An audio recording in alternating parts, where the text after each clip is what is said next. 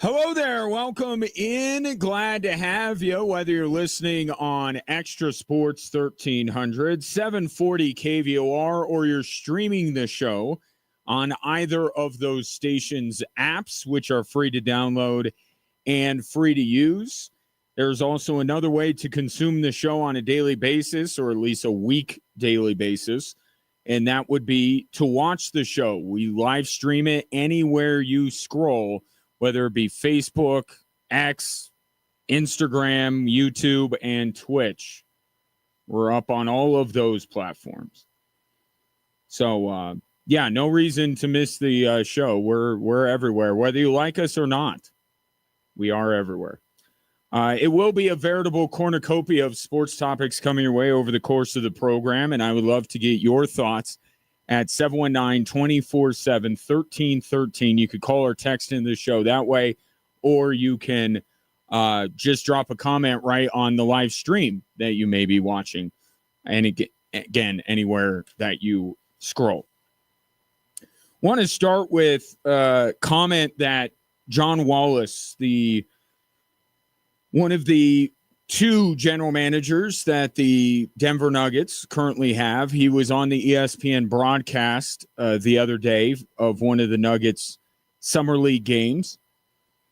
And when he was asked about Nikola Jokic not signing his extension this summer, but in his native tongue saying that the idea is for him to next year, John Wallace said, "We have no choice but to trust him." And I think he's right on that. What else is he? I think the Nuggets understand the risk associated with what Nikola Jokic is doing. Because even though they have not yet found a breaking point for Nikola Jokic in terms of how they will bungle the Nuggets championship window to the point that he would want to leave, you are now entering a season, the last season where you have contractual control over Nikola Jokic. So the Nuggets just have to trust him. As John Wallace says, they have no choice. They can't do anything about this. The guy doesn't want to sign his extension this summer. And look, they're going to ride this out. Okay, they're not going to contemplate trading Nikola Jokic, even though Josh Kroenke unprompted and awkwardly threw that idea out last offseason when talking about the penalties of being in the second apron. He was using that as a scare tactic to try and get it in your head how scary the second apron is. The Nuggets are not ever going to contemplate trading Nikola Jokic, not anytime in the foreseeable future. I'm trying to get into this habit where I never say never. Anytime in the foreseeable future, the Nuggets are not going to contemplate trading Nikola Jokic. Okay, it's going to be on Jokic to go to them and saying, "I'm out," for them to lose him. Because they remember, even though it seemed like initially they were able to weather the storm caused by Carmelo Anthony all those years ago, they ended up winning a lot of games in the immediate aftermath of trading Carmelo Anthony. And then soon after, it went back to the dark ages. It was like the early to mid-90s Denver Nuggets under Brian Shaw. So they don't want to go back there. Okay, of all the different possibilities for the Denver Nuggets in terms of what they are trying to be, last on that list is irrelevant. Right? And you lose no matter how bad the team is around Nikola Jokic. I'm not saying they're bad, but right now, but no matter how bad the Nuggets let this roster get, with Nikola Jokic, they are still relevant. So they're going to ride this out with Nikola Jokic, trusting him and hoping that this is all about maximizing his earnings potential, which it would if he signed next offseason as opposed to this one.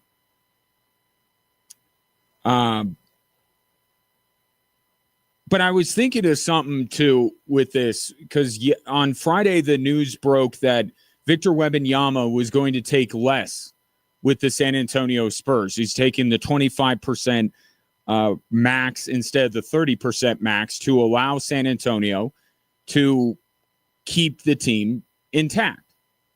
And I was thinking about it juxtaposed to the situation with Nikola Jokic. And I'm not trying to start anything. Maybe I am. I don't know. Is there no part of you as a Nuggets fan that is at least wishing that Nikola Jokic would take a page out of Wemby's book? We have had 2 extensions now. Let's assume this one that he ends up signing next offseason. The one he signed before that were both him waiting to get every dime that he could. Yes, we all understand that it is his prerogative, it is his right to maximize his earnings potential. And I don't want to totally get into the territory of trashing somebody because they're not willing to give the team they play for a discount. But doesn't some part of you wish that Nikola Jokic would? I mean, look at the Nuggets situation right now. Right? The huge luxury tax penalties, maybe you don't care about that, but the flirting with the second apron that has all these ramifications, the fact that they can't go out and improve their team, they're going to Europe to get this guy who coincidentally, I think, attended high school one year in Denver, but this guy named Alpha that they're bringing over because they can't sign NBA free agents. They have to go bargain shopping because of the situation they find themselves in. So with that being said, and here's Nikola Jokic that's saying, I'm going to forego my extension right now, not only putting himself in essentially a lame duck year, if he wants to be in a lame duck year, because he has a player option. So he's putting his future in Denver in a little bit of question, right? Letting this thing bleed out to the very end. But he's also doing it, putting the Denver Nuggets in a more difficult financial position. Right? And now we have this new 70% rule that Brad Stevens of the Boston Celtics put out there. Right? You can't have 2 of your players making 70% of your salary cap. And Nikola Jokic is not doing anything in order to keep the Denver Nuggets from reaching that threshold. They're at he and Jamal Murray are at 67% right now. When Jokic signs this, they got to go way past 70%. So I'm just asking the question, is there any part of you as a Nuggets fan that saw what Victor Wembanyama did? A guy who has not made nearly the amount of money that Nikola Jokic has, which is why it's so rare that somebody in Victor Wembanyama's situation would take a discount. Normally, you think of veteran players who are trying, Tom Brady being the paramount example of this. Their career goes on. They've won a lot. They want to just keep winning. They've also made a lot of money, right? We see this more with veterans than younger players.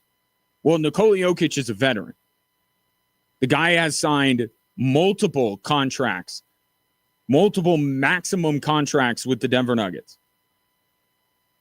Between he and Victor Wembanyama, the guy that you would expect to take a discount would be Jokic, not Wemby. And you can't tell me that Nikola Jokic taking a discount wouldn't be beneficial to the Denver Nuggets. But if you answer no, that you legitimately have no issue whatsoever with Nikola Jokic squeezing the Denver Nuggets for every penny, and you don't even, some small part of you doesn't even wish that he would give a little bit of money back to the Denver Nuggets. It is remarkable that that is the case.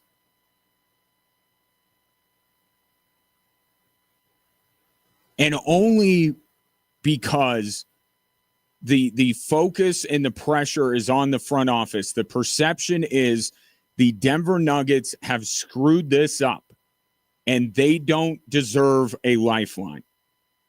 They are wasting Nikola Jokic's prime. So the least Nikola Jokic could do is make sure that he's being fairly compensated for it. I haven't seen a lot of people saying, hey, you know, it'd be great if Nikola Jokic signed for a little bit less. You know, Aaron Gordon did that, or at least Aaron Gordon, they manipulated his contract to open up more money at the, I believe it was at the front of it. But like Aaron Gordon did the Nuggets a favor, and we gave him a lot of credit for that, as we should. So it's not like everyone on the Denver Nuggets takes every dollar that they're entitled to. But again, it's the perception that I think is based in reality. I agree that the Denver Nuggets have messed up this championship window that they are in. And why should Nikola Jokic sacrifice for an organization that has squandered multiple opportunities to win another title? But therein lies why the NBA Players Association is so upset at Victor Wembanyama. Right? There's the regular, as Wemby pops up on my television screen, there's the standard union thought process, which is everyone needs to max out the amount of money at every given juncture because it's about the next guy. It's never about you. It's about the next guy. What are you doing to help him? But there's also this feeling of Victor Wembanyama giving the San Antonio Spurs a discount. Is there any guarantee that the Spurs are going to use that money wisely? Does Victor Wembanyama have it in writing that they are going to allot that extra money to keep Dylan Harper and Steph Castle or to go out and improve the basketball team? So I talk about John Wallace saying they have no choice. The Nuggets have no choice but to trust Nikola Jokic, that he doesn't have any thoughts of going anywhere else. This is Victor Wembanyama trusting the San Antonio Spurs to take the money that he is allowing them to keep and using it to keep the roster intact or supplement it so Victor Wembanyama cannot suffer the same fate as Nikola Jokic and get to one NBA Finals and then feels like he's getting further and further away every year. So that's part of the sentiment here, that Wemby, not only are you affecting the guys that come after you and putting undue burden on them to take less money. Well, Victor Wembanyama took the exact question I just asked. Victor Wembanyama took less money. Don't you wish that Nikola Jokic would take less money? Now that kind of a question is going to be asked in every NBA city with every potential max player. So they don't like it for that reason. But opponents of, or people that disagreed with Victor Wembanyama taking the discount are also saying, like, dude, you don't know that they're going to do right by you. And then what? You're going to look back in 3 or 4 years and go, wow, they really haven't kept this team together. You're not going to be able to recoup that money.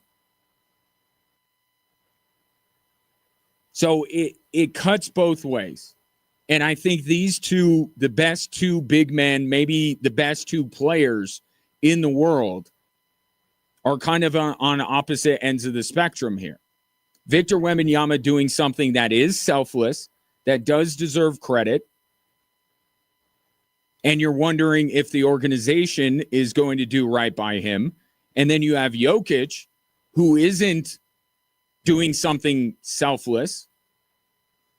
He's taking every dime he can from the Denver Nuggets, and we're saying good because they wouldn't know what to do with that extra money anyway. I find the dynamic fascinating. And I think where I come down for both guys is good for them. For Jokic and his situation, that's the thing. That's the problem with the union, right? The union is looking over every single player and every different kind of conversation and making a cookie cutter and said, everybody get the most money that you can. Well, some guys want to win. And Victor Wembanyama realizes the ramifications. He just saw Jaylen Brown get traded. He remembers when Luka got traded. Is the league unfair for putting him in that position? Absolutely, but that's the reality. So he's trying to make sure that he wins because he wants to win more than he wants that X $1 million more on his contract.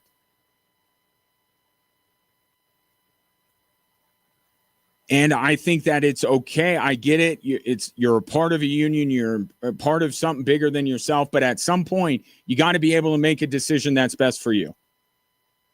And that's what Victor Wembanyama did. And I give him credit. And I really do hope that the San Antonio Spurs do right by Victor Wembanyama. And we're not having this conversation about Victor Wembanyama giving up money that the Spurs don't even use or use correctly. I think I'm good with both of their decisions, but perhaps there's some people that disagree with one or both of theirs. Take your thoughts. 719-24-7. 13-13, just getting going on this edition of Drive Time Sports. Back after this.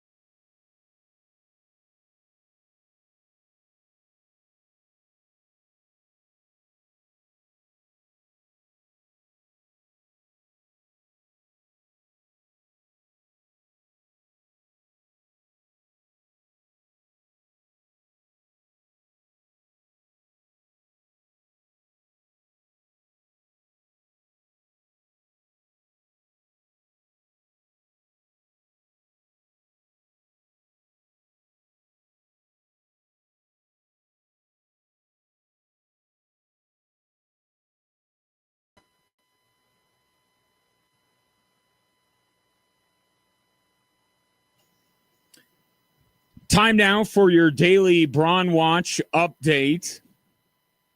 Shams Charania was on ESPN today saying that LeBron is inching closer to his decision. Watch later in the week. LeBron's at Fanatics Fest. The 2 World Cup semifinals will be over. We got a bit of a gap here before the World Cup final, and LeBron's going to be at Fanatics Fest. I think that's what I'm looking at. Maybe the Thursday or Friday of this week, finding out where LeBron is going. But at any rate, Shams saying basically a nonsensical, no information whatsoever when it comes to LeBron type update, except now he specifically mentioned who the front runners were. Golden State, Miami, Cleveland, Philadelphia, and Minnesota. And my question is, well, I have multiple questions, but the first thing that popped into my head was, why can't the Denver Nuggets be would be a great basketball fit, but LeBron, there's no chance he's going there team? Why does Minnesota get to be that team? Because I'm telling you now, if LeBron James chooses to play in Minnesota over Denver, the Nuggets should just fold up shop as an organization. Okay, because that would be Tim Connolly landing LeBron James, who's buddies with Josh Kroenke. That would be the final nail in the coffin from Tim Connolly to the Denver Nuggets. It would be all over. There is no way LeBron James is playing the final years of his NBA career in Minneapolis, Minnesota. Okay? But at least Minnesota gets to be the team that basketball fans kind of love the idea of him going to, or basketball geeks, nerds, basketball people who know ball know that LeBron James on Minnesota, out of that group, would be the best basketball fit for LeBron James. I would argue that Denver would be a better basketball fit, but those are 2 teams right there that we know that LeBron isn't going to go to. But I would just like to see the Denver Nuggets at least make it to the finish line as the team that we look at the list of candidates and we're like, yeah, he's not going there. Why does Minnesota get to be that team? Playing with Nikola Jokic has to trump anything that Minnesota is offering. And don't give me Minnesota beat Denver stuff, because Minnesota would not beat Denver with LeBron James. Okay, and LeBron has to know that. Okay, Minnesota is not, as currently constructed, is not better than Denver with LeBron. And I don't think LeBron is getting into it so granular that he's like, well, I'm kind of thinking Minnesota or Denver, but Minnesota just beat Denver. I don't think he's thinking of it like you and I are. You know, we're getting that deep into it. I don't think LeBron is. He's looking for, the geography matters in terms of the proximity to his family, the proximity to top-level golf courses. He's looking for his buddies. So Minnesota has none of that. Denver has some of that. I guess they don't have his buddy, but Nikola Jokic who could not be buddies with Nikola Jokic? You play basketball with Nikola Jokic, you become his best friend. You love him. So I know that LeBron's not going to Minnesota, and I know that even if Denver was listed, they'd be the other team. Right? One of these things is not like the others. It'd be Golden State, Miami, Cleveland, Philadelphia, and Denver. I understand that. I just would like the Denver Nuggets, with everything they have going for them, And I know we're down on them this offseason, but they do, in the grand scheme of things, have a lot going for them. They have the best player in the world. And all I've heard from LeBron and his people, Rich Paul, is that they love the Cronkies. They're not down on the Cronkies like you and I are. When is that going to at least get the Nuggets into the conversation? Doesn't seem like they are. Minnesota gets to be that team. And in a world where the Denver Nuggets don't exist, LeBron James would be great on Minnesota. I think that'd be a really good fit. But it's not a better fit than Denver. And when we're talking about the things that we think LeBron is weighing here, how is Minnesota getting over on Denver? He's closer to his family in Denver than he would be in Minnesota. You've taken the trip. You can get to California in like hour and a half. Easy. Maybe not an hour and a half, but it's quicker than going from Minnesota. We got better golf than Minnesota does. And we have Jokic.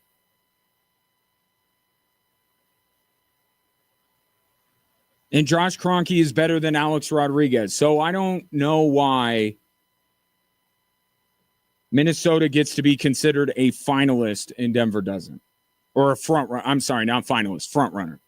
Don't want to misquote Shams. So there's your Braun Watch update. Fanatics Fest. That's when I think he will announce that he's going to the Golden State Warriors. That's where I'm at on this. I just want the Denver Nuggets to be that team that everybody looks at and say, yeah, there's no way he's going there. They're not even listed.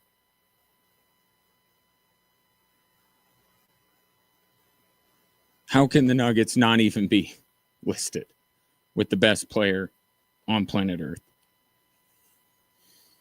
719, another one against the Nuggets this offseason. No good news out of this Nuggets offseason. Jokic isn't signing. LeBron, they're not a front runner for LeBron. They're not adding anybody that's going to help them win basketball games this year. Not good.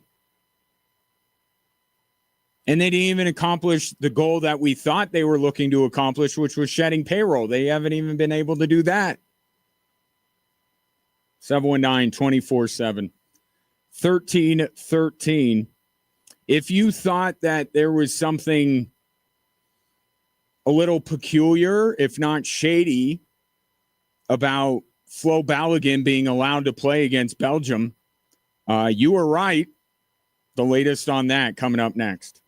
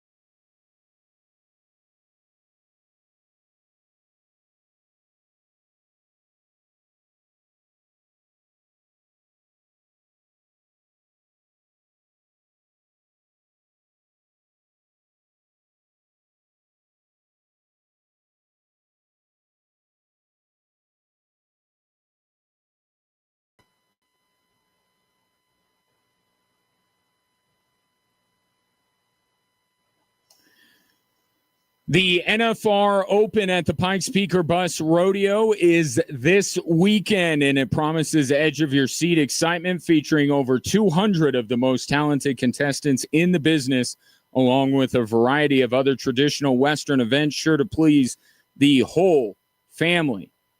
Make sure you get your tickets, pikespeakorbust.org. I believe I have tickets to give away coming up here in a little bit as well, so stay tuned for that. So I saw something in the Times of London yesterday, and then I heard Dan Patrick talking about this because he had some sources giving him the same information that I saw in the Times. And I'll give credit. Martin Ziegler was the writer for the Times that had this. The decision to allow Flo Balogun to play for the United States against Belgium was not made by the FIFA disciplinary committee in totality. It was made by one man, Mohammed Al-Kamali. He is the head of said disciplinary committee, but apparently he just decided unilaterally to do something that has never happened in the history of the World Cup by allowing a player who picked up a red card to play the very next match.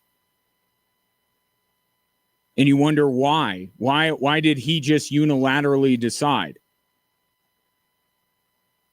Why didn't he consult everyone else?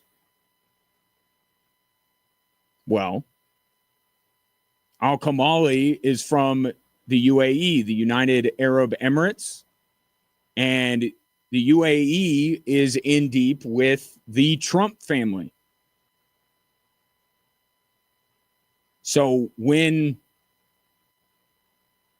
the administration was reaching out looking for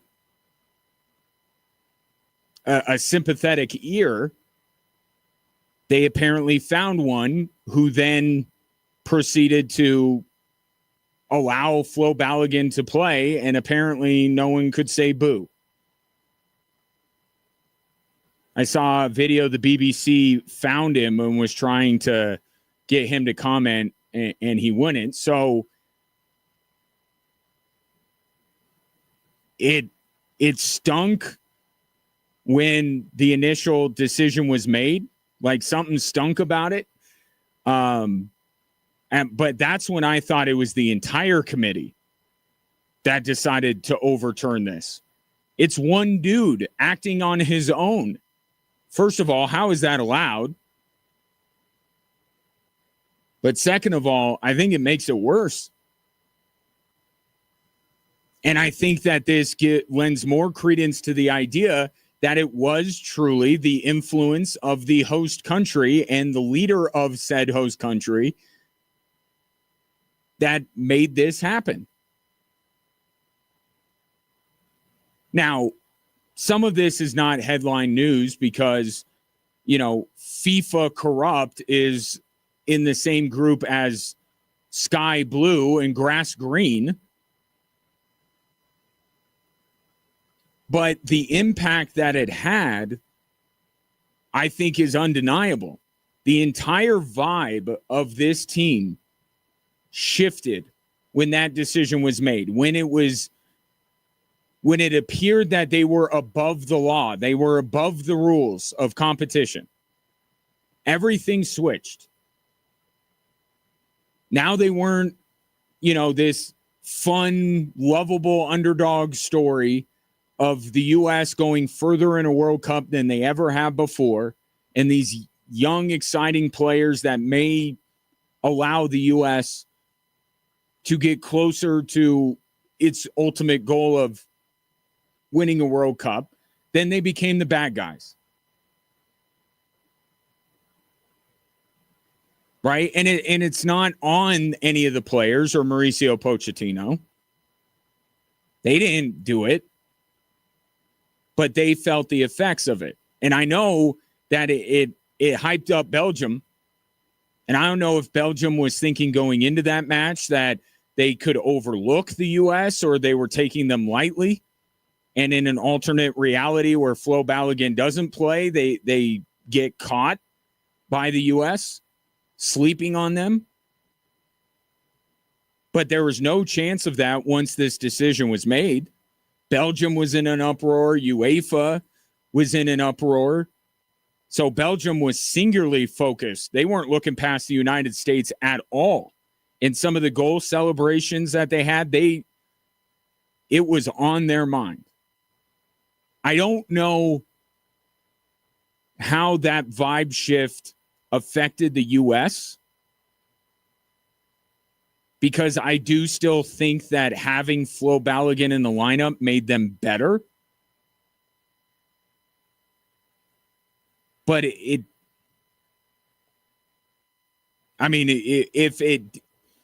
it did benefit, if it was supposed to benefit the U.S., it sure didn't. They didn't play like a team that was buoyed by the return of its star. So maybe I know it had a positive effect on Belgium because they were fired up. Did it have a negative impact on the U.S.? It might have, but certainly the perception around this team changed. And I think it laid the groundwork for the feeding frenzy that took place after that match was over, right? You had this thing going in, and then you had that putrid performance, and then you had Pulisic leaving that match. Everyone was sharpening their knives, waiting for the end of the U.S. run in the World Cup. And then I think that's why those factors all mixed in led to just this sheer outpouring of vitriol towards this U.S. men's national team. It started there. It started with the overturned decision that now, according to reporting by the Times and Dan Patrick again this morning, talked about a source that he knows telling him essentially the same thing, that this was one guy from a country that is very friendly with the Trump family that overturned this suspension unilaterally.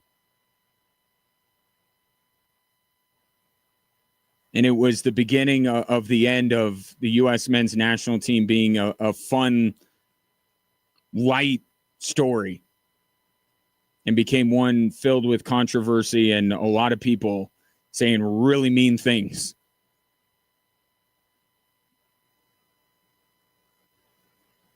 In other World Cup news, the tournament is still going on, by the way.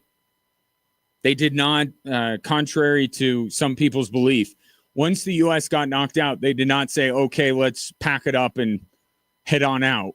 They are still playing the tournament. The matches are still incredibly compelling.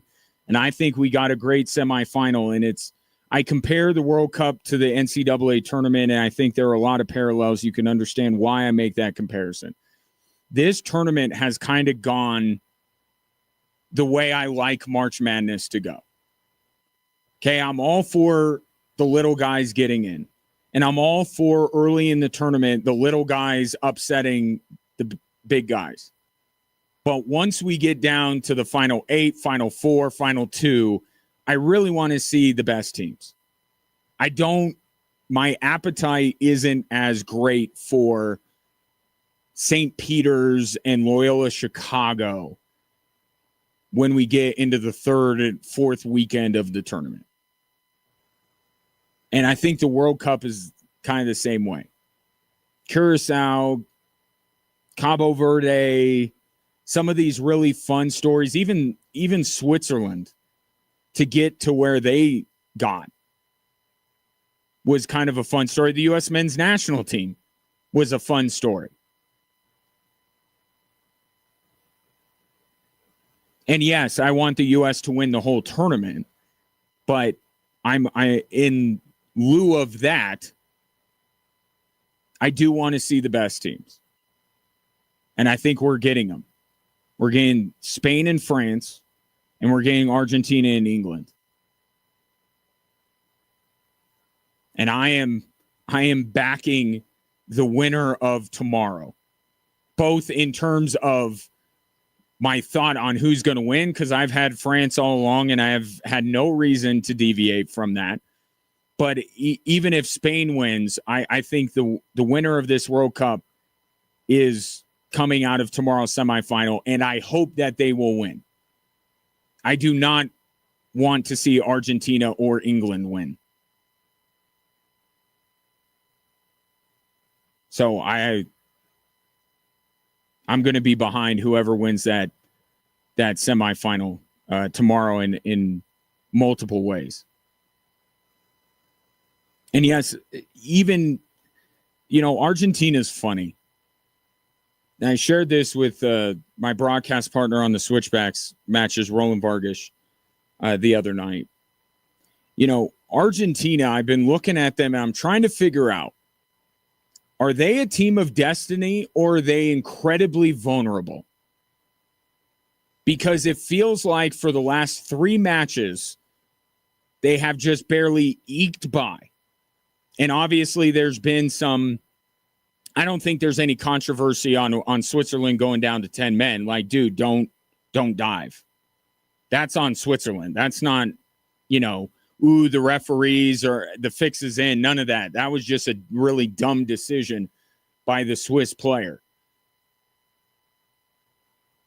But they, the last 3 matches, Egypt, Cabo Verde, and now Switzerland, it's like Argentina is just getting by in these matches that you feel like they should dominate. And whenever a team does that, you wonder, is it just their year? Or are they incredibly vulnerable? And when they do go up against a powerhouse, which none of the 3 teams Argentina has played the last 3 matches are even close to being considered powerhouses. They're going to face a powerhouse not only in the semifinal, but in the final, if they do get past England. I think the truth is always in the middle. I think, yes, Argentina is beatable, but also there's something to be said for a team that is always finding a way to win. So these next possibly 2 matches from Argentina will test that. Which is it? Is it just Argentina's year? Or will a team like England or like France or Spain finally do them in and punish them for maybe not looking completely dominant and kind of sneaking past Cabo Verde and Egypt and Switzerland?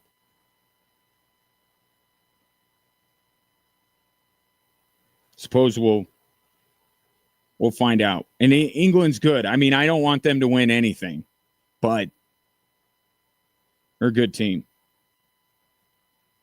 I'm still in on the tournament.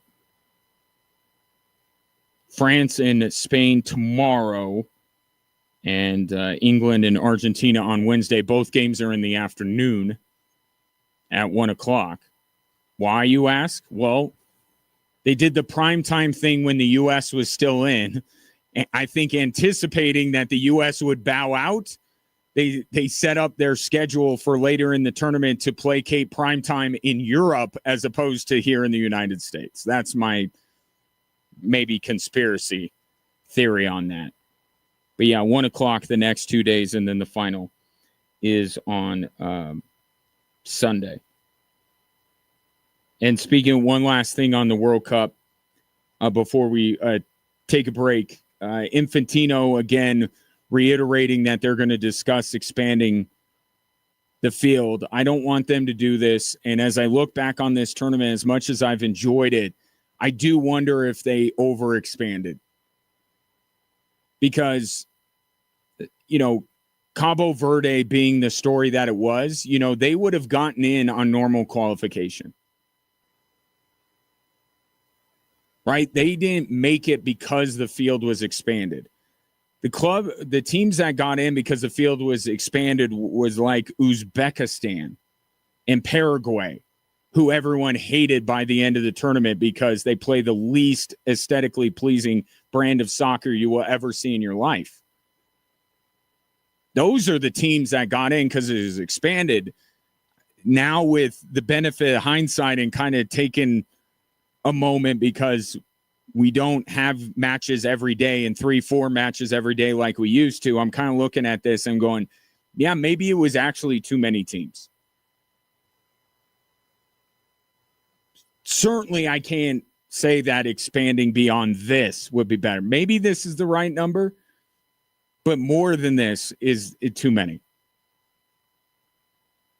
But whether it's FIFA, whether it's the NCAA, whether it's the college football playoff, whether it's Major League Baseball, the NFL, they will always take a good thing that you love and push it and say, do you love it this much? Do you love it this much? We're going to keep watering it down. We're going to keep making it worse. We're adding a 7th playoff team in the NFL, which nobody needs. We're expanding the NCAA tournament. So the 8th best team in the SEC can get in. And now the World Cup is expanding even further to add more Paraguays and Uzbekistans, which access, I guess, for these underdog countries, I suppose they'll look at it as a good thing. But I think in general, it waters down the product. They'll say, do you hate us now? And then if you go, no, we're still watching, then they keep expanding. They keep pushing the envelope. I hate that they do that. It's greedy. And the answer is greed on why they do this. But they do this. They say, okay, we're going to push you a little bit. You like this? 48 team, huge success. We're going to push you a little bit further. See if you still like us. We don't need 64 teams in the World Cup. We don't need more than 64 teams in the NCAA tournament. We don't need more than 4 playoff teams in Major League Baseball. We don't need more than 6 teams in each conference in the NFL playoffs. But we know why they do all of this. So expect even more matches coming up 4 years from now. And the biggest question here locally, and I mean locally like America, MLS rolling out their big campaign. We'll take it from here. It will be interesting to see what impact the World Cup has on soccer domestically in the United States. And the Rapids and 21 other teams are actually offering you 2 free tickets to go to your first match, which I think is incredibly cool. So take advantage of it. If you have any inkling to go up to Commerce City and watch the Rapids, they're giving you 2 free tickets to check it out. So I think that's a good way of doing it. The problem is they unveiled a commercial today, and of the stars of this World Cup, only one plays in MLS, and that's Lionel Messi. So the NHL was able to capitalize after the Olympics because all of these Olympians went and played in the NHL. That's not going to be the case with all these stars from the World Cup. Does it still give domestic soccer in the United States a boost? We will find out over the coming weeks and months. 719-24-7, 1313. Now to the other football next.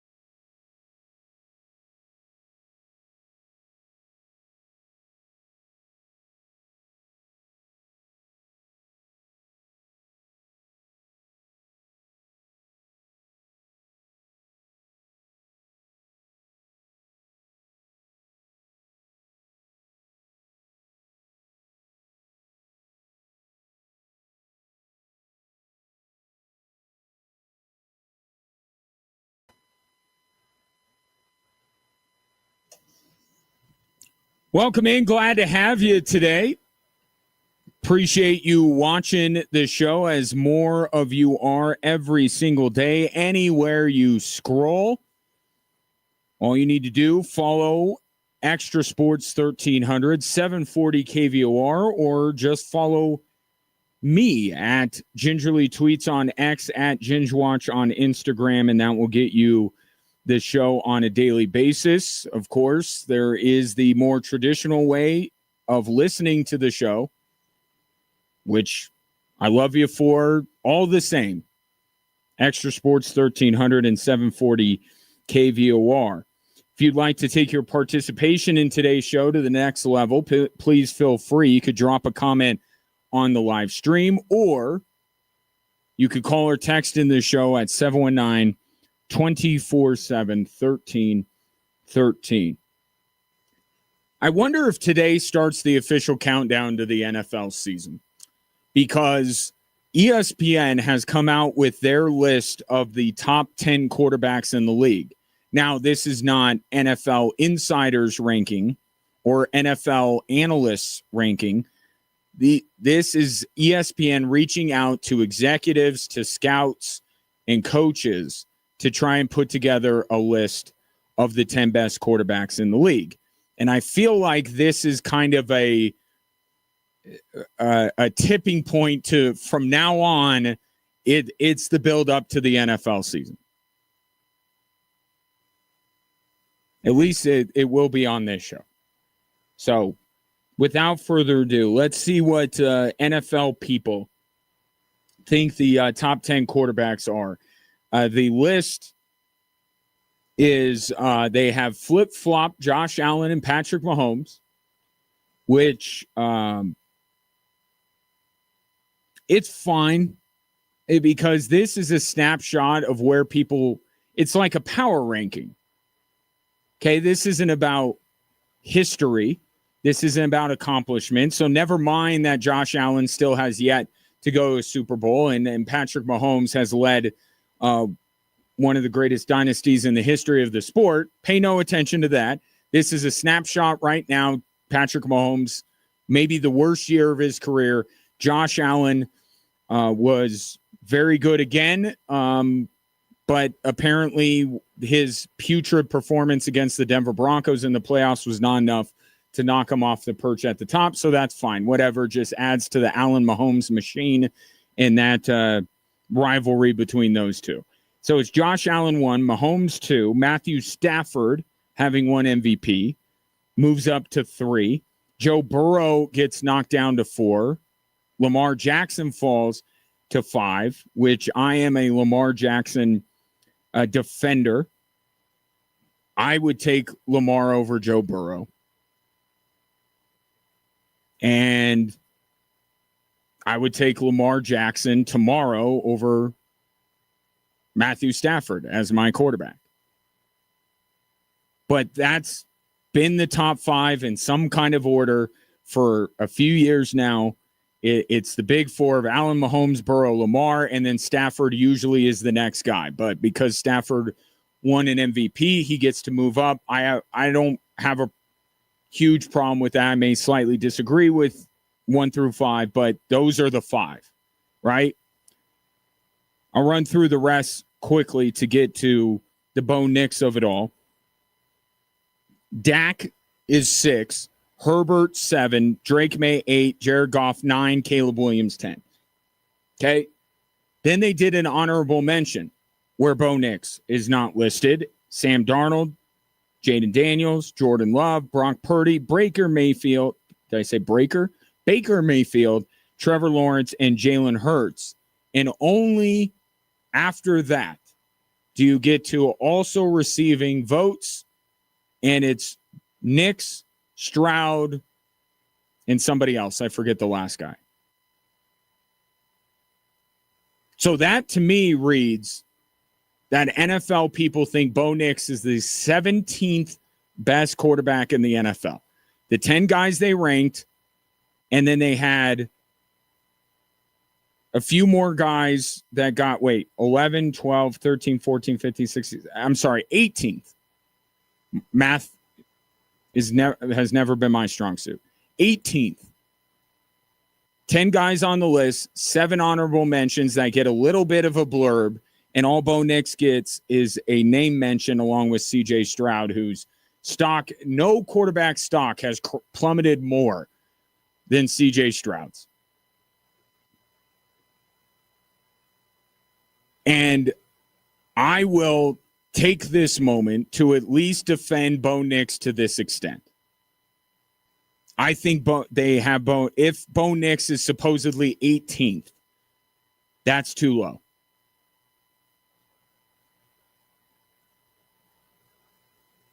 To me, he should be right there. I get Drake May, finalist for an MVP. Maybe for right now, that draft class, he gets to stand alone. But Bo Nix has been consistent from one year to the next. He has 2 decent years of football. Caleb has 1 bad year and 1 good year. Jaden Daniels has 1 good year, 1 bad year. That wasn't his fault. He was hurt, but still. I think Bo Nix should be higher. In the way I have described it, Bo Nix to me is a top 15 quarterback, not a top 10 quarterback. So ESPN's list, which again is NFL people, so don't go on with your anti-Bronco media bias. This isn't the media. These are people in the NFL that are saying Bo Nix is like 18th. Okay, a lot of these guys are interchangeable. Right? The difference between 15, 16, 17, 18 is probably minimal. But if I were ranking the quarterbacks, I would have Bo Nix in the top 15. I would not have him in the top 10. And part of the reason why Bo Nix, I think I know why Bo Nix isn't getting as much love as Bronco fans would like him to. And I think the problem starts with Sean Payton.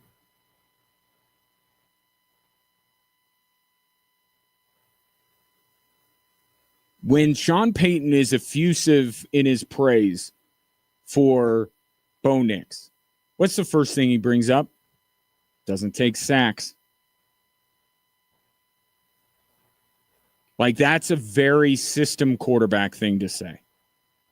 Right? Because that's what Sean Payton is saying. Sean Payton is saying, my system will get him to be successful. He just needs to not screw it up. And when we talk about system QBs or what separates that elite group, the Allen, Mahomes, Stafford, Burrow, Lamar group from everybody else, is that they are above the system. Their talents go beyond that. They are the system to some degree, right? Well, when Sean Payton just keeps going on and on and on about how Bo Nix doesn't take sacks, that gives people an idea that he's a system quarterback. And then you look at some of the numbers. He was 30th this year in air yards per completion. So the passes he's completing are short completions, close to the line of scrimmage. That's not very dynamic, like we think of the upper echelon quarterbacks. Plus, only one quarterback ran more RPOs than Bo Nix did last year. That seems like a system is helping him out.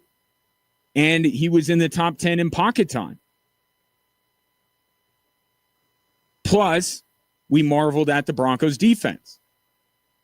Bo Nix is a little bit of a victim of having a really good roster around him, and it happens. The alternative is you're Justin Herbert. And it's a fascinating question to bring up, who would you rather be? Bo Nix, who is not as talented as Justin Herbert, but because he has the right blend of talent around him, can actually win in the postseason.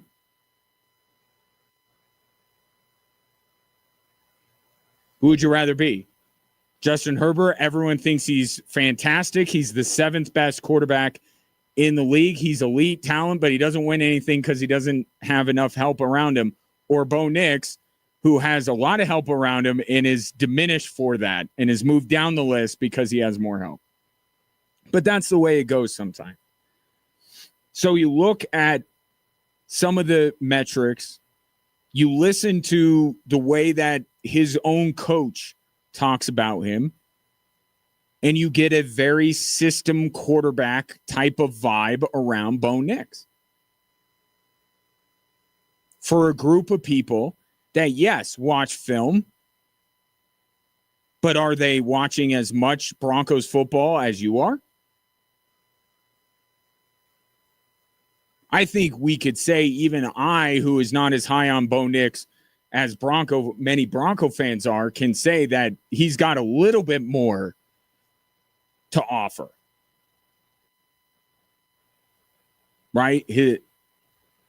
He does have an arm that he could get the ball downfield accurately. He has great mobility, something that Sean Payton has not unleashed.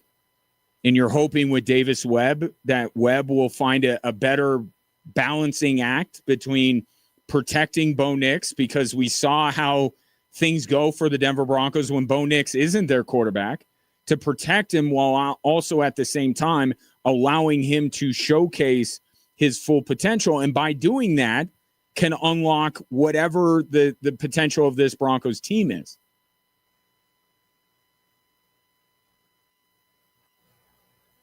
So even though I slightly disagree with this assessment and think that Bo Nix should be a little bit higher on this list, I understand why he resides where he does. But that's what makes this year so fascinating. Because you think that Davis Webb will have some different ideas. You think because Davis Webb and Bo Nix have a great relationship, that Davis Webb might be willing to throw Bo Nix a bone every once in a while and maybe allow him to air it out more or to use his legs more. They add Jalen Waddle, who's something that I don't think people talk enough about when it comes to Bo Nix. Only one quarterback had more passes dropped than Bo Nix last year. Jalen Waddle should help that. Jalen Waddle should help the explosiveness of this Broncos offense. And Davis Webb maybe catering a little bit more to Bo Nix and less to the system should allow Bo Nix to showcase his talents even more this year. And it's not like people aren't going to be paying attention. This was a team that went to the AFC Championship. This is a team that made one of the biggest additions of the offseason. They have a high-profile coach that's going to be in the news. Like, people are going to be watching the Denver Broncos. Does the offense that the Broncos have now with Davis Webb as the play caller allow Bo Nix to showcase more of what he can be? I can't say that if that happens, Bo Nix is going to show that he's a top 5 quarterback in the league. Like, remember, Sean Payton prophesized that he would be by this season. I don't know that. That's why I say I'm fascinated to watch this season, because I think we'll get a much better idea of what Bo Nix is truly capable of with Jalen Waddle and with Davis Webb calling plays.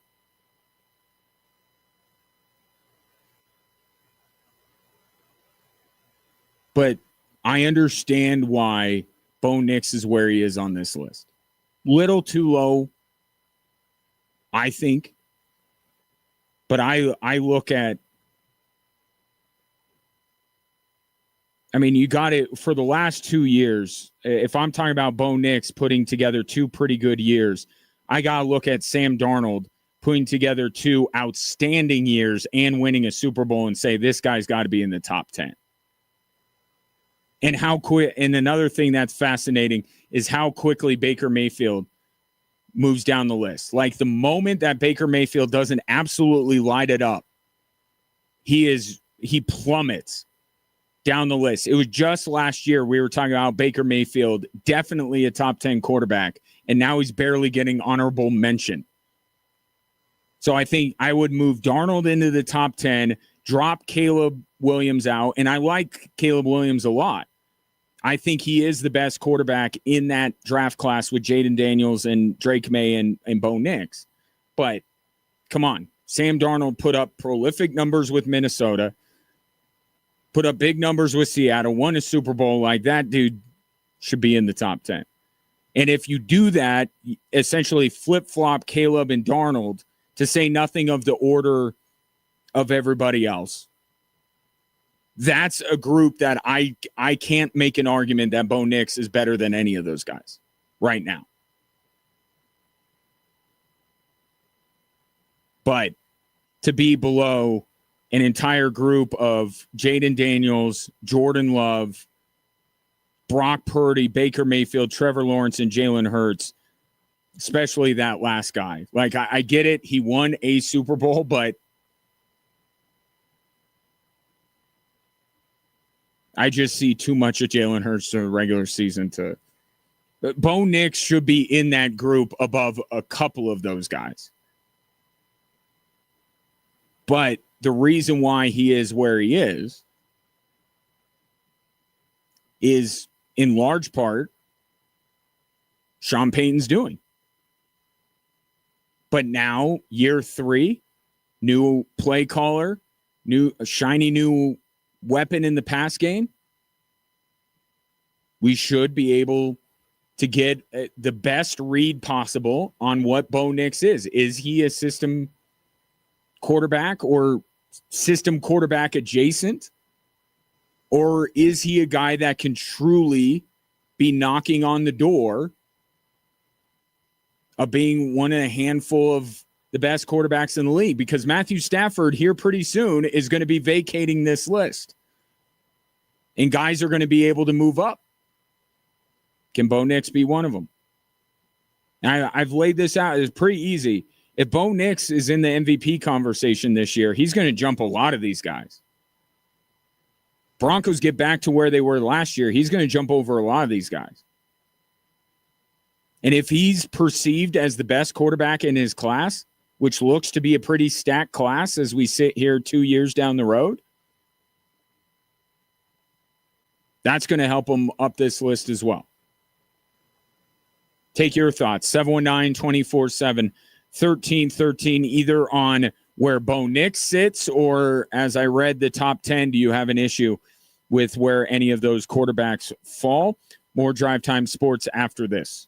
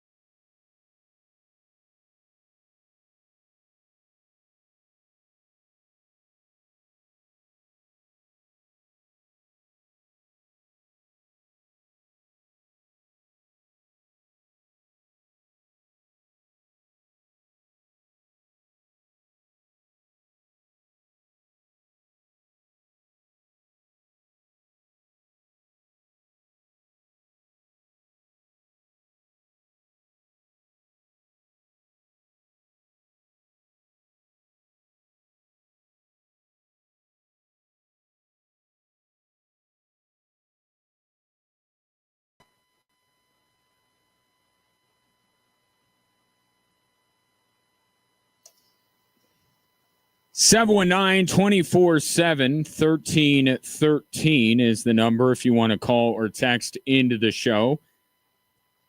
Earlier, I was discussing the, not the MLS, just MLS. It's like MLB. You don't say the MLB. Coming out with a massive marketing campaign saying we'll take it from here, from the World Cup. They're offering, including the Rapids, 2 free tickets to people who want to come and check out their first MLS match. I think that is a great idea. But the question is, will they see the benefit of a World Cup hosted on U.S. soil?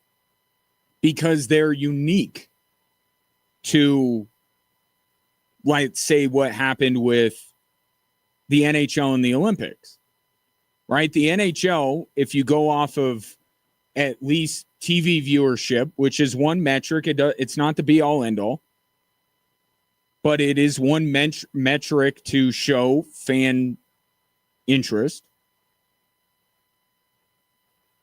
And the ratings were great. ESPN went up 40%. TNT went up 25%. They got people who watched the Olympics and were in on that story stuck around. Some portion of them stuck around and watched the NHL. But a big reason for that is you liked watching the Kachuk brothers or Connor Hellebuck or Nathan McKinnon or Cale Makar. You love watching these guys in the Olympics. Now see them playing on an every night basis for their teams. MLS really can't say that. They could say Messi.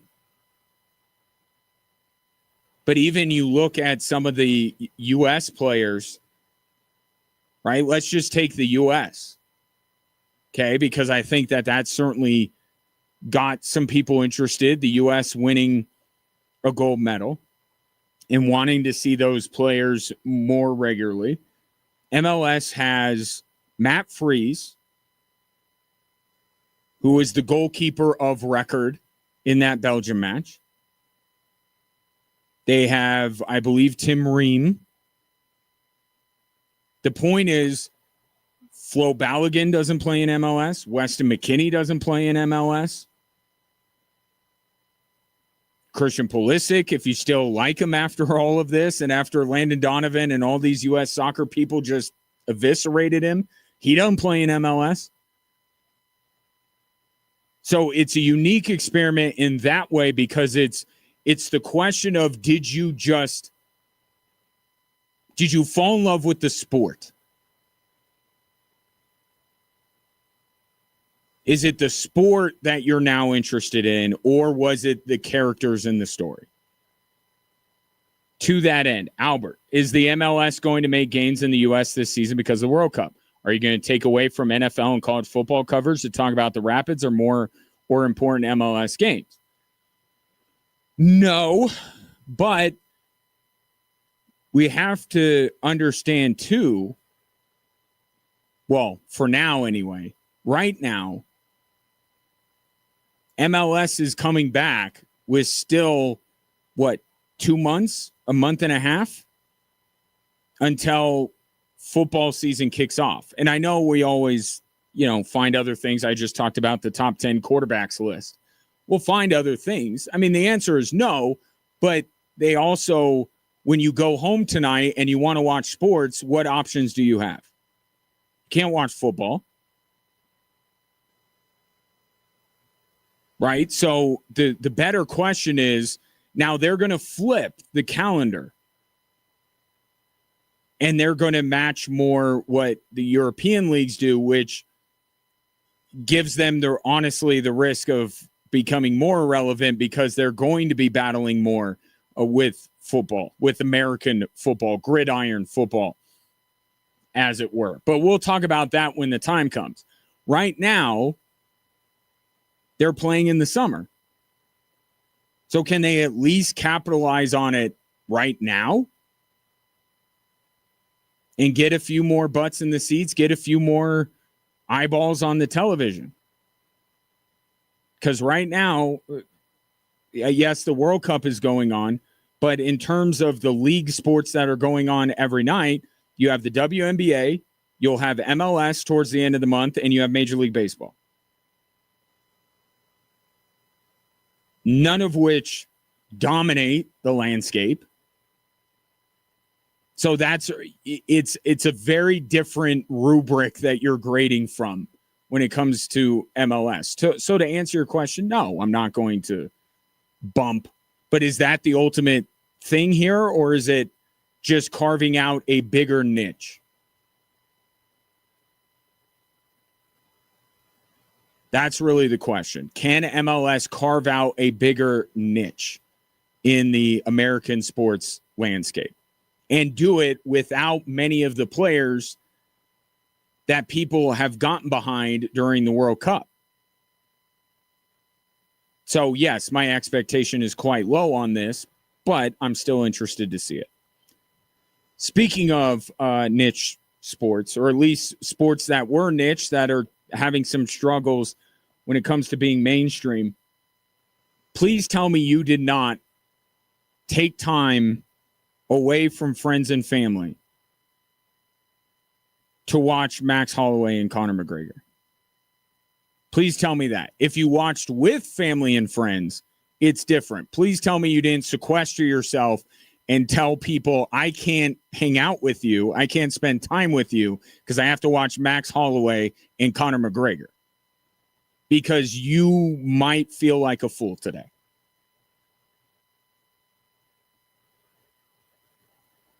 And beyond the, was he carrying an injury going into it? Would the result have been any better had he not gotten hurt? And if you didn't see it, the guy lasted about 30 seconds, didn't land a single punch, blew out his knee, and that was the end of it. And I'm not finding a lot of people who feel bad for the guy, nor should they. That dude is an absolute creep. So I'm not saying cheer what happened, but I'm just saying Conor McGregor has done a lot to make sure that people aren't sympathetic to him. I'll just say that much. But if you separate the art from the artist, why do you care about Conor McGregor? Or better yet, why does the UFC care about Conor McGregor after all of these years? This is what I worry about with niche sports that become big. And we're seeing this with the WNBA as well. As the WNBA gets bigger, as more people start to pay attention and say, you know what, this is something that I would like to watch, and it becomes more readily available to people, right? You watch and go, ooh, there's some big problems here. I don't like this. Beyond the Caitlin Clark of it all in the WNBA, the officiating and what the players will do, that whole apparatus is completely broken in the WNBA. The officiating is terrible. You have players that are during the timeouts doing the TV interview, and the first thing that they're talking about is how bad the officiating is, which should not happen. Like, that should be punishable, the punishable offense. Like, you shouldn't be openly criticizing the officials, even if they are quite poor, which the WNBA's officials are. But you have them, it's open season to criticize them at any point, post-game, pre-game, in-game. And then you have players, including Caitlin Clark, by the way, that are just blatantly flopping because they feel like they can take advantage. Well, I'm getting these bad calls going against me. I'm going to try and do something to get a good bad call to go for me. So the whole officiating, that whole thing in the WNBA, and then you go on top of it, the Caitlin Clark of it all, and that whole discussion, you're just looking at the WNBA and you're like, I don't know that you can be a more mainstream sport. I don't know that you can handle that. And I wonder, it's a different threshold with the UFC, but I have the same question. Because the sport of MMA, I like. I do like it a lot. And I've watched MMA back when it was, not a thing at all. And it still remained a niche sport for a while. Even as it got bigger and more popular, it's still very niche. Well, now they're trying to cross that threshold and become more mainstream, right? Now they're on Paramount Plus, still streaming, but more readily available. It's not pay-per-view anymore, giving their fans a chance to kind of follow along on a more regular basis, which is what we do with mainstream sports, right? We have this season, but we also are kind of following it all the time.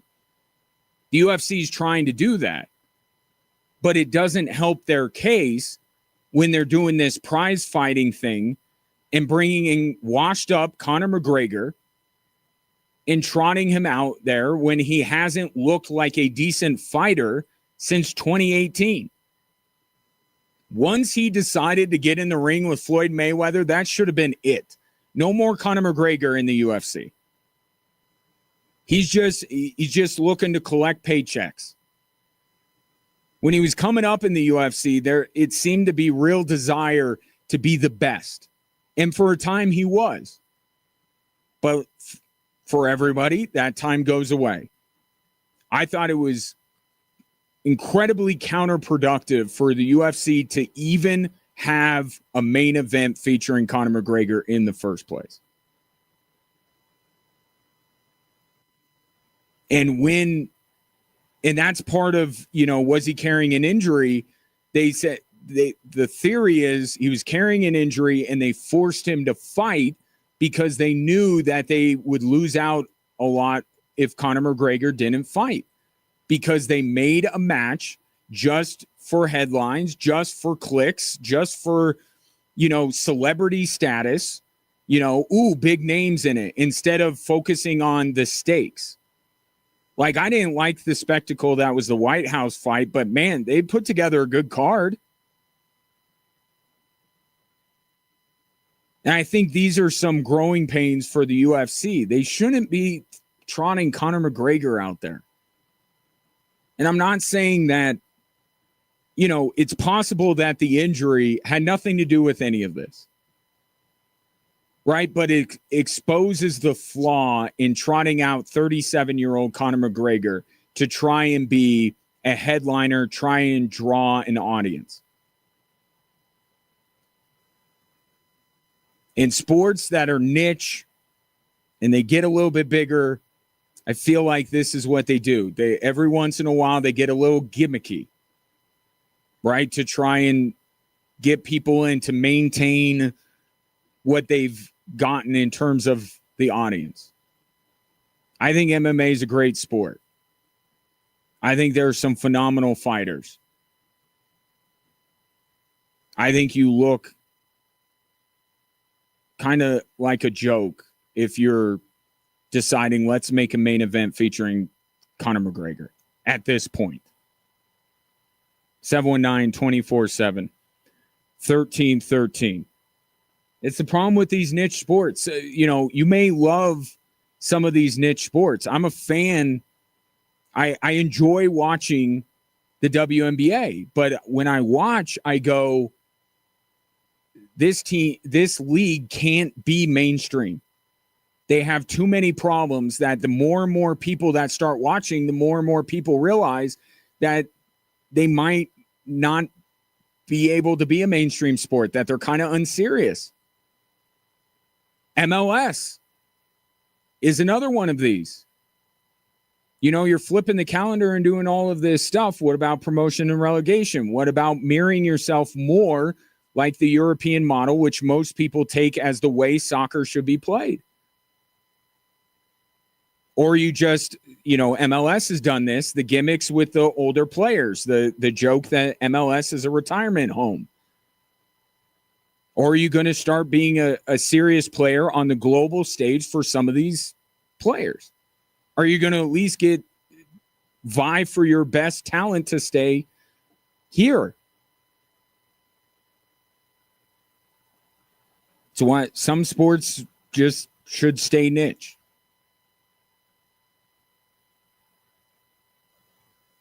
Seven one nine 24/7 1313. More after this.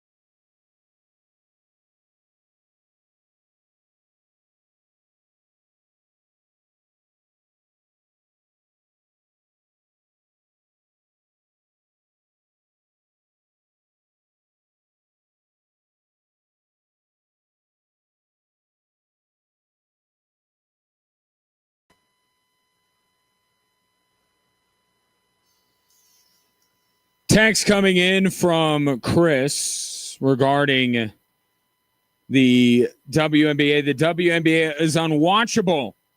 It's basically WWE in basketball with the fighting and the assault is real, not staged. If I was an NBA owner and my money was contributing to this league, I would stop it immediately. It's strong. That's a strong take. But I think you're right, because what you're talking about is exactly what I'm referring to. The skill level of these players has never been better than it is right now.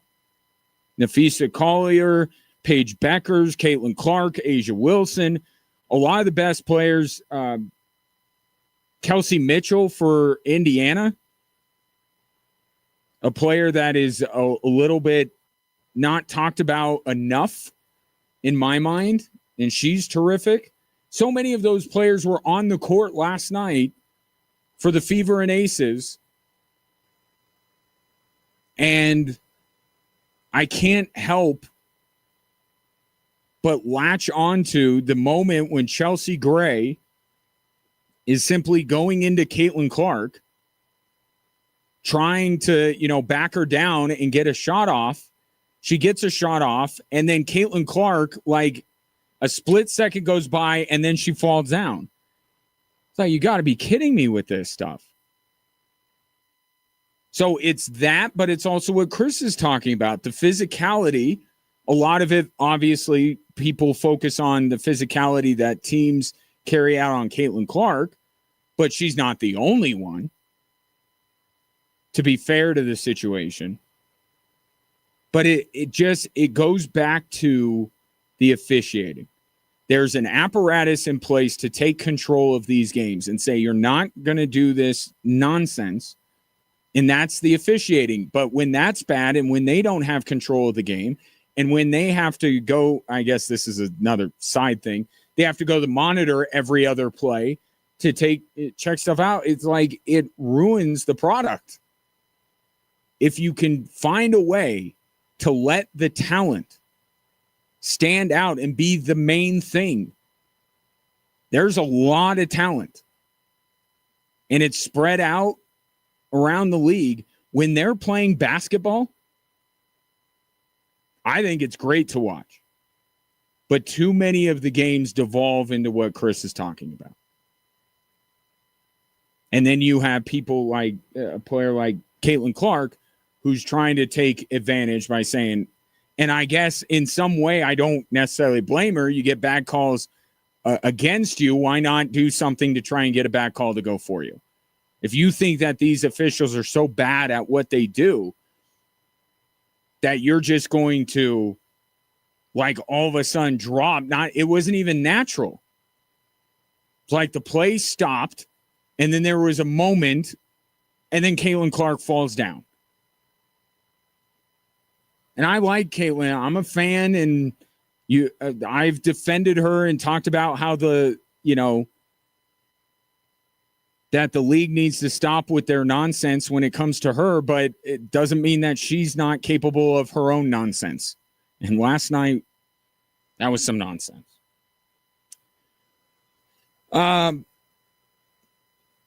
So over the weekend here, and this is where,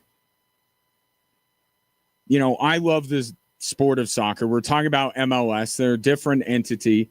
I love the sport of soccer, so I'm in on MLS, and I'm in on USL Championship, and I know a lot of you are in on the USL Championship as well. So let's talk a little switchbacks here before we break for the top of the hour.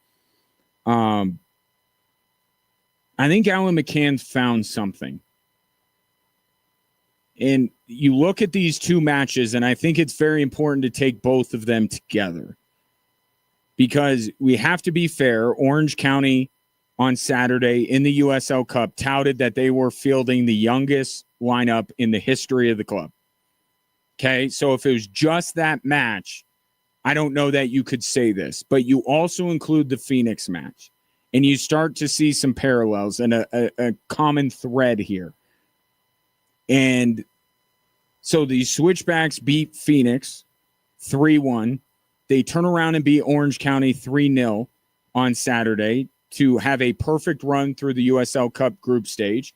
They will be on to the knockout round where they will play Spokane Velocity, who they have beaten in the U.S. Open Cup on penalties at Widener Field. This match on August 12th will be in Spoke, Vegas.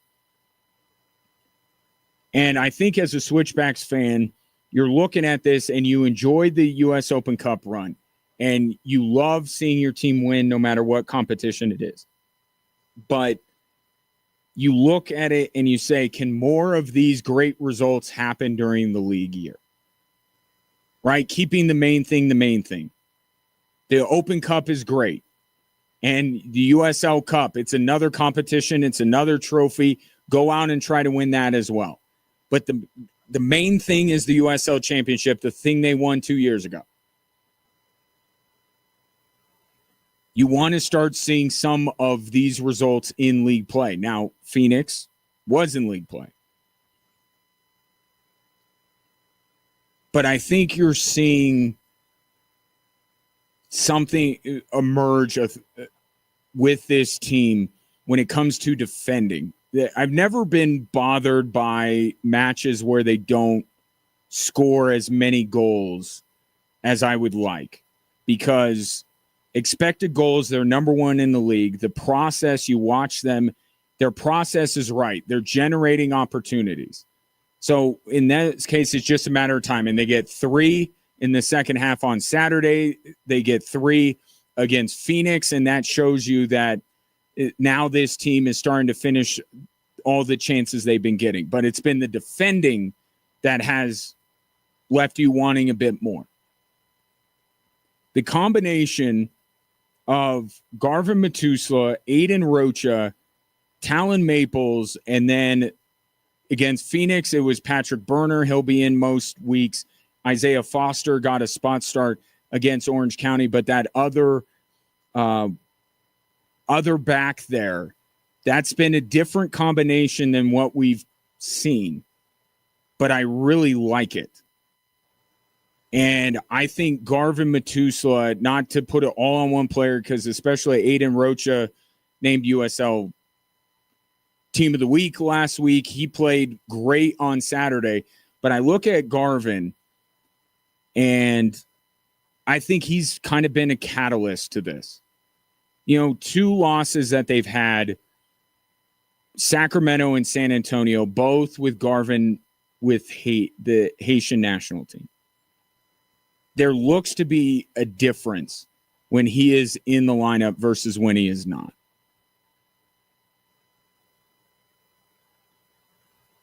So I think maybe he's kind of been that catalyst on the back line. But Aiden Rocha has played very well. So has Talon Maples. And I thought Patrick Berner was terrific against Phoenix. I thought Isaiah Foster was good as well against Orange County. I think the personnel and the combination of personnel that Allen has employed the last 2 weeks is leading to better results. And I would expect to see that group in front of what will be Colin Shuttler, because Christian Herrera is out now for a little while with an injury. I think you're going to see that combination more often.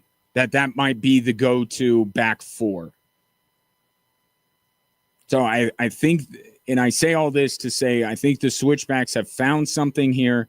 The 2 matches that they've played these last 2 weeks have been great performances. One in league play, one in the USL Cup. You remember they came out of the 4th of July break and rattled off 4 straight. We'll see if they can do that again. And these 2 matches out of the break, they're off this week. They'll play 2 next week. 2 big matches. These are important not just because of who they're playing, especially Charleston on the Saturday match, because Charleston's one of the best teams in the league. But after the Switchbacks play those 2 matches at home next week, 3 of their next 4 are on the road and 5 of their next 7. Okay, they're 2 points out of 3rd, but also 2 points out of 10th, which is not a playoff spot. This next week is a big week for Colorado Springs. They need to get points, all 6 if they can help it, because they are entering a really rough stretch in August and the beginning of September in terms of going away from Widener Field routinely, and it's going to be much more difficult for them to make up ground. So I think this 2-game stretch here at home, or this homestand that they've had over the last couple of weeks, has been perfect timing with Alan McCann figuring some stuff out in terms of his personnel to allow them to take full advantage of this and make a move towards the top before they get to a really difficult stretch of their season.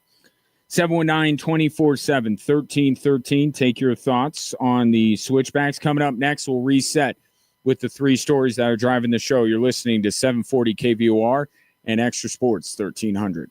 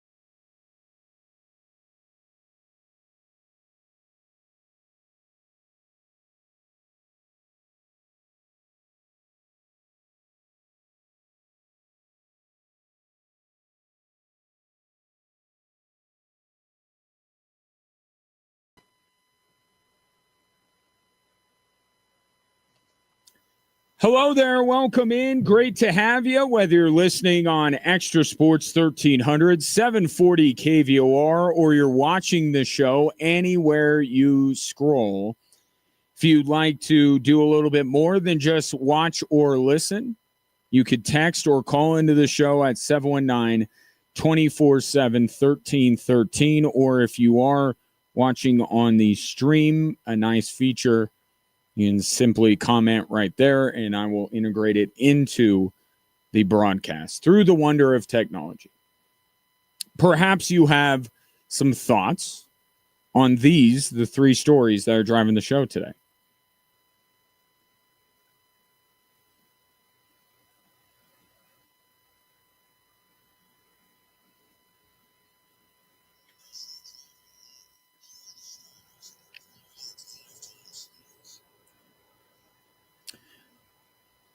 All right, story number one.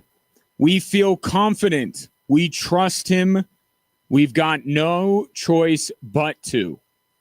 Those are the words of John Wallace, one of the two general managers the Nuggets have, speaking on ESPN Summer League broadcasts when it comes to Nikola Jokic not signing his extension this year, and essentially, if he wants to, enter into a lame duck season. And what John Wallace is saying is 100% right. I don't know about the confident. That's a personal thing. I can't speak to that. I got to at least feel like they're a little less confident than they would have been a couple of years ago, right? Their confidence has to diminish a little bit, right, with everything that's going on. But they don't have any other choice but to trust him. Right? Because they're not going to trade him. They want to keep Nikola Jokic for as long as they can, and because, in part, finances, but also because I think they haven't, created urgency for Nikola Jokic to sign his contract because, they haven't done anything to make this team better or anything enough to make this team better. They don't have any other choice but to trust him.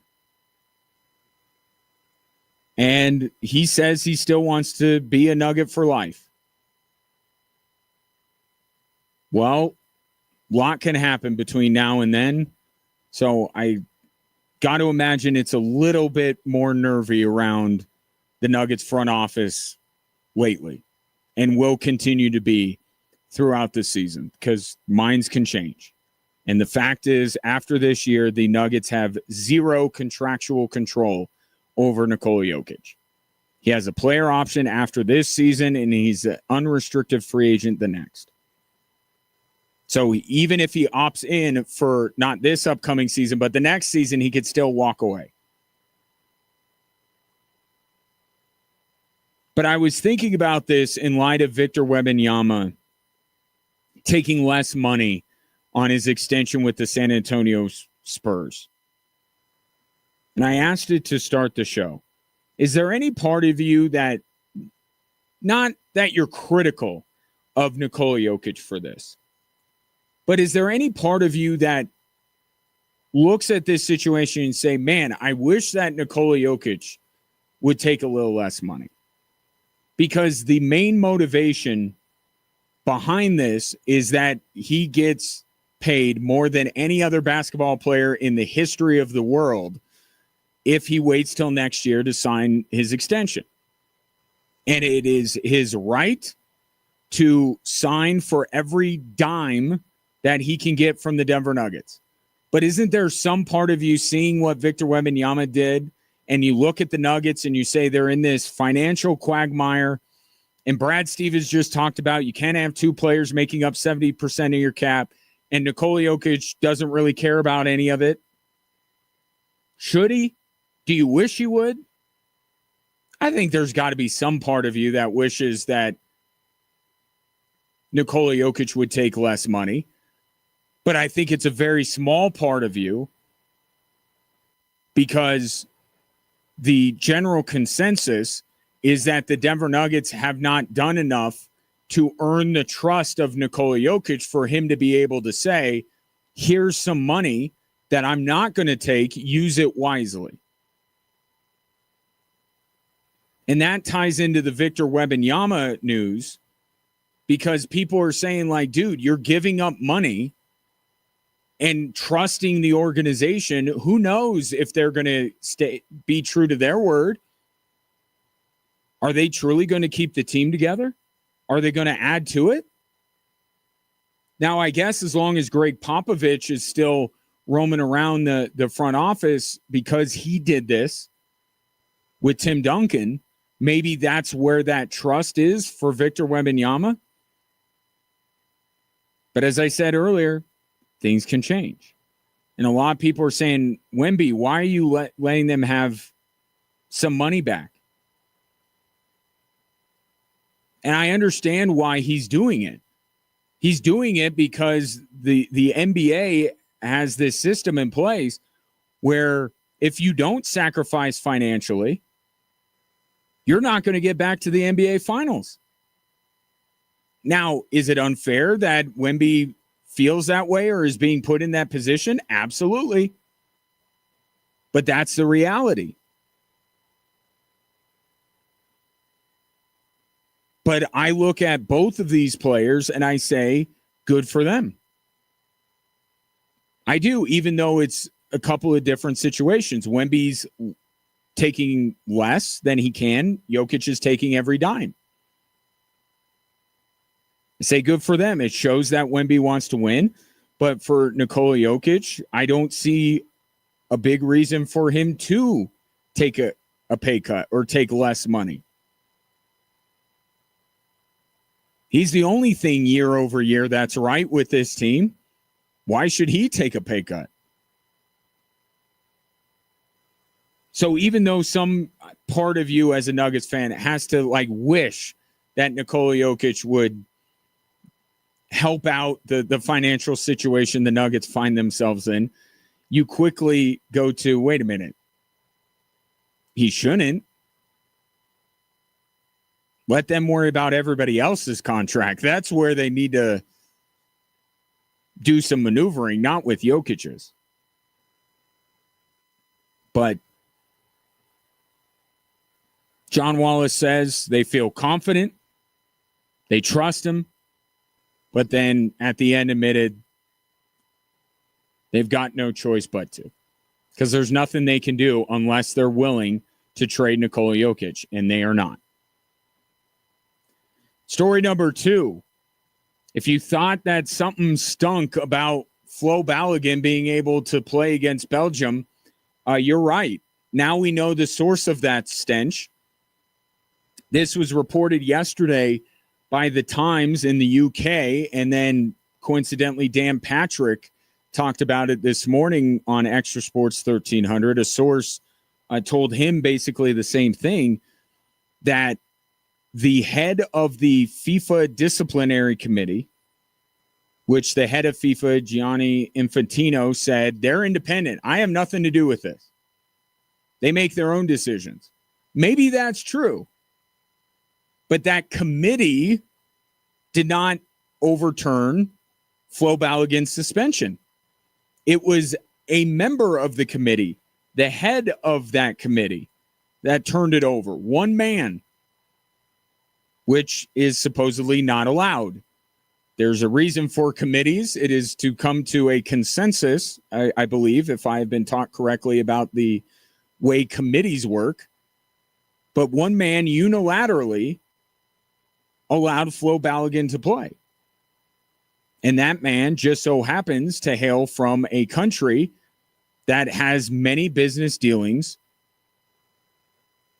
with President Trump and his family,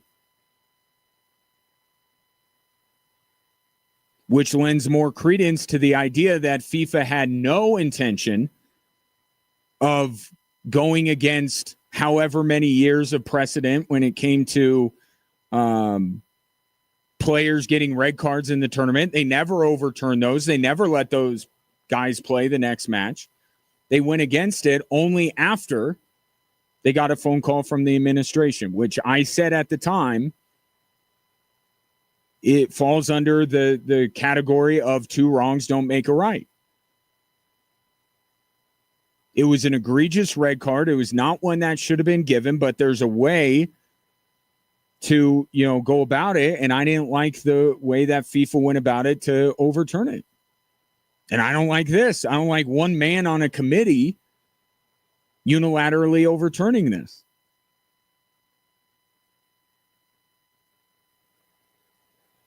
And the whole vibe around the U.S. men's national team shifted when all of this happened. There's no doubt that it fired up Belgium. Any chance that Belgium was maybe taking the U.S. men's national team lightly went right out the window. They were probably even more motivated than they were previously to play them, to stick it to them after this. And at best, you could say that Flo Balogun playing had no impact on the U.S. men's national team. And you could argue more so that it had a negative effect than it had a positive one. Not because Balogun was terrible necessarily, but because of the optics and awkwardness around this whole situation and how shady this all was. Regardless of political affiliation, this is why I don't like politicians getting involved in sport. They mess it up. Both sides of the aisle throughout all time. Stay out of sports. You can like sports. I have no problem if President Trump wants to use part of his time with the media to opine about how bad that red card was. I would actually be like, cool, he's watching soccer. But to interfere, don't like it. But that's reportedly what happened. One man on that disciplinary committee decided he should play. And it was probably because of a phone call from a family that is deep in that country with business in UAE. Story number 3 today is that the Switchbacks have found out their knockout round opponent in the USL Cup. This after they finished group play perfect with a 3-0 win over Orange County. They won each of their group stage matches and clinched their group, which is good because there was only one wild card spot available. So they win Group 2. The draw was this afternoon. They will play Spokane Velocity, who they played, if you remember, in the U.S. Open Cup at Widener Field and beat on penalty kicks. And that will be their opponent coming up on August 12th. That match will not be at Widener Field. It will be in Spoke, Vegas, in case you were planning on adding another Switchbacks match to your calendar. Do to watch it or listen to it, but to go might be a little bit more difficult. But the Switchbacks are through the knockout round, and it's great. And they should do everything they can and have been to try and win that trophy. But meanwhile, I think there is a pattern emerging, a little trend here with the Switchbacks. The last 2 matches, not just Saturday, but the Saturday before with Phoenix. In this team, especially defensively, I think not having those moments that are costing them points. And I think it's the combination of Aiden Rocha and Garvin Metusela and Talon Maples with either it was Patrick Berner against Phoenix, Isaiah Foster against Orange County. To have that combination back there, I think Alan McCann has found something. And I think Garvin is kind of the catalyst for that group. This team had a couple of tough results against Sacramento and San Antonio when he was away with the Haitian national team. And his positivity, his energy, and his skill level as a player, I think, has benefited the Switchbacks since he returned from the World Cup. Got the goal against Phoenix. Thought he played very well on the weekend. I think Alan McCann has found a combination that works for the Switchbacks to hopefully propel them in the second half of the season, not just to the USL Cup final, which they have a shot of doing, but also, even more importantly, the USL Championship final coming up. So think there's something brewing with the Switchbacks here over the last couple of weeks. We'll test out my theory next week a couple of times. They're off this week. We'll play Miami a week from Wednesday and Charleston a week from Saturday, both at Widener Field. Two very important matches with a with a calendar dominated by road matches after that. 719-247-1313. Take your thoughts on the three stories that are driving the show. That is what I think you would be benefit to know in the sports world. How about in the financial world? I can't tell you that. That has to be Rick Stevens from FRS Financial Group. Rick's best guess, the RBG report. Rick, what happened today in the financial market? Well, Ryan, today it was a little bit more of the same as I ran through their tantrum over the weekend and investors pulled back from the risk-on assets with a pretty sizable sell-off today. The big news coming up is we are in the midst of getting ready for our quarter two reports on all of the earnings, looking for some big earnings this year, year over year, anywhere from 22 to 26%. Which the RBG says should bode well for the rest of the year. That's your RBG report for today. Back to you, Ryan. Appreciate it, Rick. That's Rick Stevens of FRS Financial Group right here in Colorado Springs. Start planning your future today at FRSFinancialGroup.com. Products and investment services offered through LPL Financial, LLC. Member FINRA SIPC. FRS Financial Group is a name used by independent advisors associated with LPL Financial, LLC. Time for a break. More Drive Time Sports after this.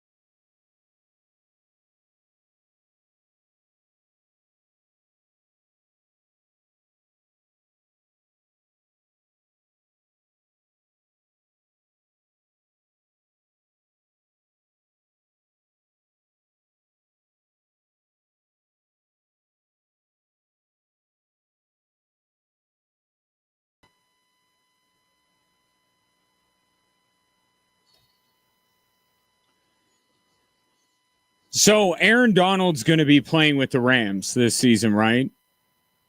Like, we're there now. He was at the facility over the weekend. He's coming back. Has to be.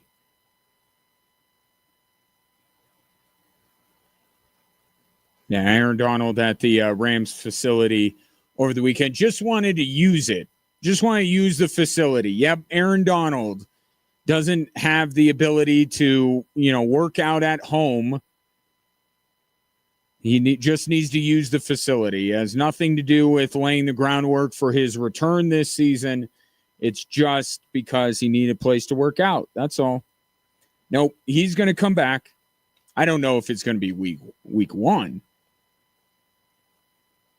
That's the great thing about being Aaron Donald. Week 8, 9, you can be like, okay, now I'm ready. Aaron Donald will be the biggest addition at the NFL trade deadline that we have seen in years. We'll talk about teams adding players at the deadline. It's never really the most active trade deadline, the NFL, but maybe some moves can be made, and then we'll say, but yeah, the Rams are getting Aaron Donald though,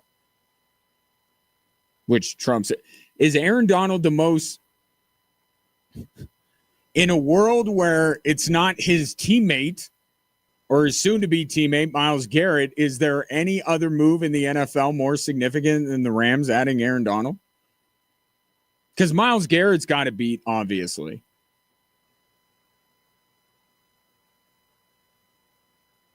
That's scary. But that's the NFC's problem. You and I live in the AFC world. We deal with the Rams in the Super Bowl.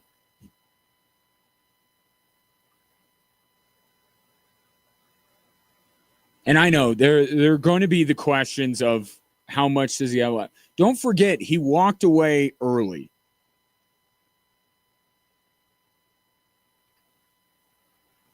Right? He left years on the table when he retired. It was one of those, Barry Sanders type, like, oh, you had so much left to give. Why are you retiring now? So, I mean, being out of the game for as long as Aaron Donald has, it will be interesting to see. But I feel like be stronger than the guy in front of you and go get the quarterback. I think Aaron Donald can do that just fine. And even if he has lost a step, don't forget that he has Myles Garrett to help him out.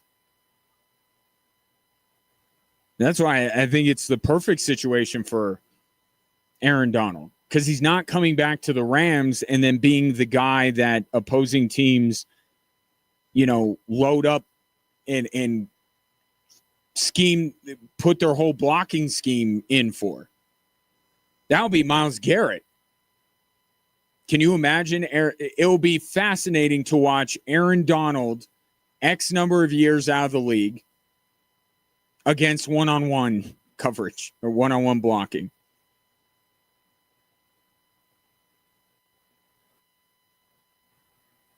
Yep, there's a chance it won't all come together for the Rams. This tends to happen in the NFL where we go, oh, everyone's playing for second here. This team, dream team.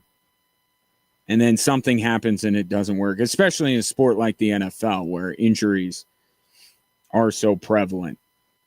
But barring that, there's not a more complete football team in the league than the Rams. And they'll be adding Aaron Donald. Right? They were that when they landed Myles Garrett. You could argue that they were one of the most complete teams in the league when they had Jared Verse instead of Myles Garrett.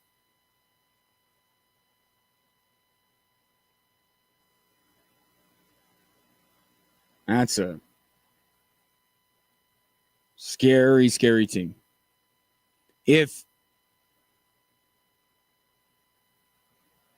Who would be the is this the way that we need to frame it?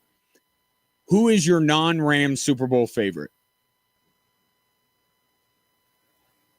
You can't say the Rams. Who's winning the Super Bowl? I think beyond that, it really gets interesting.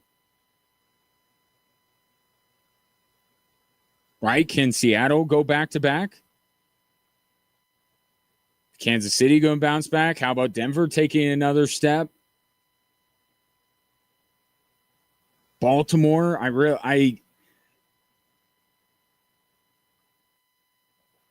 really high on Baltimore.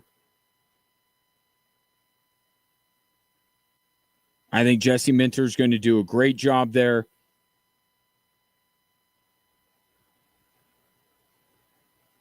I got to see. I like what Kansas City has done, but I got to see it on the field. I can't take Kansas City to go from what they were last year to the Super Bowl. I can't.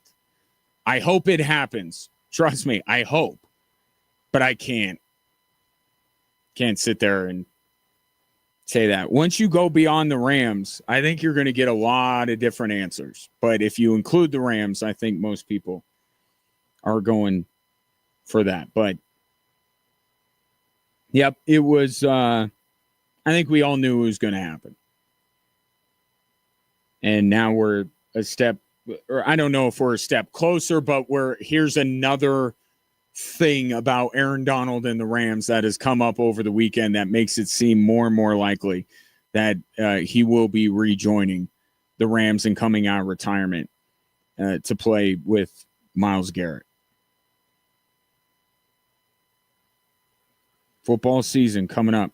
Between ESPN releasing their list of the top QBs as voted on by NFL executive scouts and coaches. By the way, Josh Allen, number one. Bo Nix, not even honorable mention. Did receive at least one vote, though, as ESPN noted. So that and Aaron Donald being spotted at the Rams team facility shows you we're getting ever so much closer to the NFL season and what an NFL season is the chance to be. 719-24-7, 1313. Am I wrong on this? I mean, are you, even if I told you you could take the Rams, is there still another team that you're kind of feeling, you know what, I think they're going to win? I can't at this point. I mean, check with me as you will when we get closer to the season and as I look over these rosters and start to really put my mind to it. Maybe I can find another team, but I can't. It's like the Rams are just like this black hole where I can't, my thought process can't escape it. It just keeps getting pulled in that direction. And it's not because of Aaron Donald. You could argue that the Rams have been the second best team in the NFL for like 3 years now, that they've been right there. Reigning MVP, they had Myles Garrett, Aaron Donald coming out of retirement. Like I said, I like Baltimore a lot. I don't think Seattle is going to, be not, just collapse or whatever. The Super Bowl hangover, I think Seattle's still going to be a really good football team. But there are other teams that I like, to bounce back. I think Kansas City's going to bounce back this year. I think Washington certainly will with Jaden Daniels coming back. But I don't know that I like either one of those teams to make a run at the Super Bowl. Buffalo, I can't do it anymore. I'm sorry, I can't with Buffalo. And that will be, that means that go ahead and write the Buffalo Bills down as your Super Bowl champion. The minute I get out, the minute I jump off that bandwagon, not that it's a bandwagon, I mean they've been awesome for how many years, but the minute I'm like, I can't do this anymore. They're just not. They had it. This is twice now in like the last 3 years where it seems like everything is set up for the Buffalo Bills to go and win the Super Bowl, and yet they don't. Yet Josh Allen completely, vomits all over himself against the Denver Broncos. And that's it. I can't with Buffalo. I know they're in the mix, and I know they should be on a short list, but I just can't go behind them and get behind them. And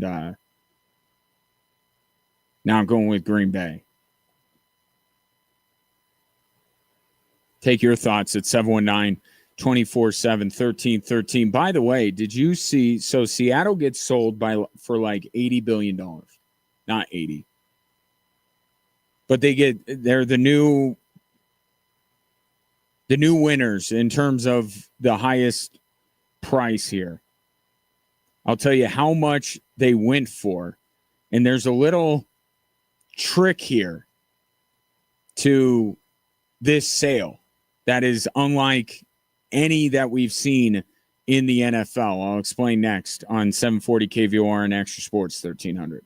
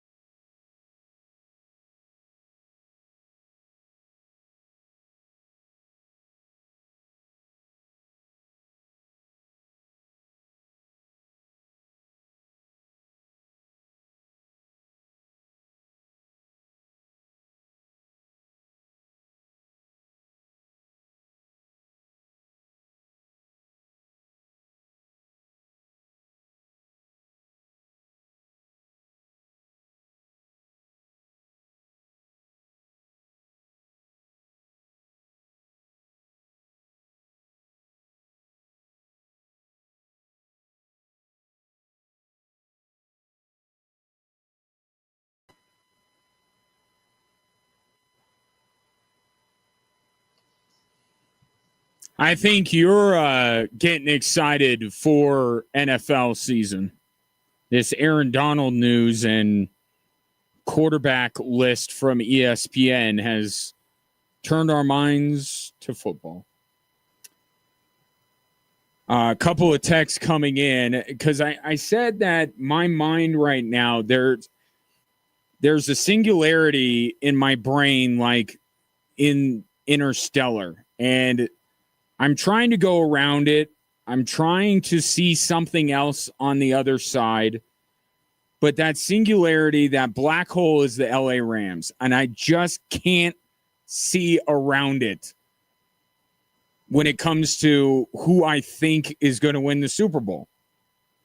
Now, that can change. I've been caught up, in the World Cup and with this dud of a Nuggets offseason and the Avs moves and everything like that.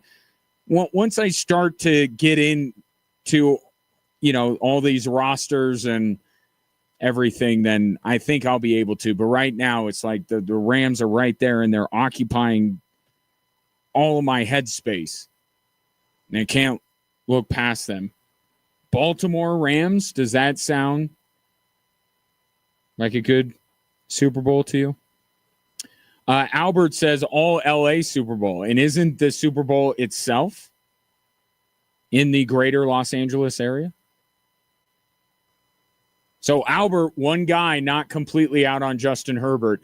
I did find it interesting that ESPN in their poll of NFL people on the 10 best quarterbacks in the league, that they gave off the impression that for a lot of people, when it came to Justin Herbert, this is it.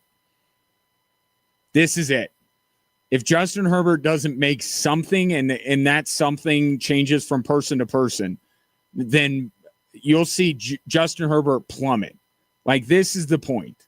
This is the moment. If Justin Herbert can't do something this year to warrant being included in the conversations he's routinely been included in, then people are going to drop him completely out of it.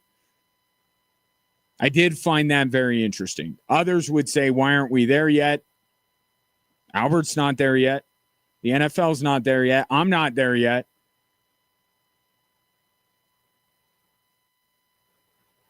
I still think Justin Herbert's really good and absolutely one of the best 10 quarterbacks in the league.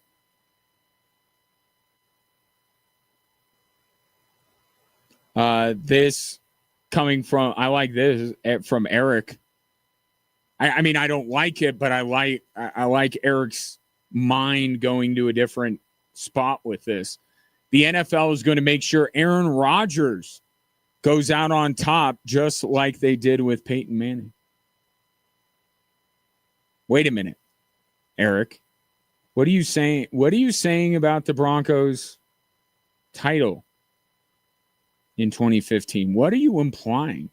Because we are living in the world of FIFA this summer, right? So questions are being asked all the time about legitimacy of the competition. What are you saying about the Broncos Super Bowl? The NFL will make sure Aaron Rodgers goes out on top. I do like where your head's at because you're thinking outside the box, and I appreciate that. But I have to disagree because Aaron Rodgers does not have the place in the collective hearts and minds of NFL fans that Peyton Manning does. I do not think that if the NFL were playing Kingmaker that they would choose Aaron Rodgers. Peyton Manning is like one of the NFL's golden boys. NFL loves Peyton Manning. I don't think that the script writers for the NFL, as NFL has even joked about that before, I don't think that they have Aaron Rodgers. And also, like, Peyton Manning's decline kind of came out of nowhere. Aaron Rodgers, we've been seeing it. By the way, Aaron Rodgers nowhere on that list that ESPN put out. So by powers of deduction, Bo Nix, better quarterback than Aaron Rodgers in the minds of NFL people. So yeah, Aaron Rodgers, nowhere to be found. Not in the top 10, not honorable mention, not also receiving votes.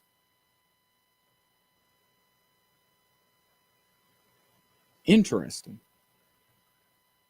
You would think somebody would say, I still think Aaron Rodgers is one of the better. But I think this is like a Caitlin Clark situation in the All-Star game, right? You're voting on, are you voting on the top 10? Who's in the top 10? And the honorable mention and Bo Nix and CJ Stroud are just got votes into the top 10? Because that's what the whole argument with Caitlin Clark is. Well, they're not saying she's the 11th best guard. They're just saying she got the 11th most votes to be in the top 4. Well, here's the thing. Either way, it's wrong. Caitlin Clark is one of the 4 best guards in the WNBA. I don't understand what that whole argument. Well, is it just about the top 4? She should be in the top 4. She's not the best. Paige is better than her. I'm okay with that. Caitlin Clark's averaging 20 points and 8 assists.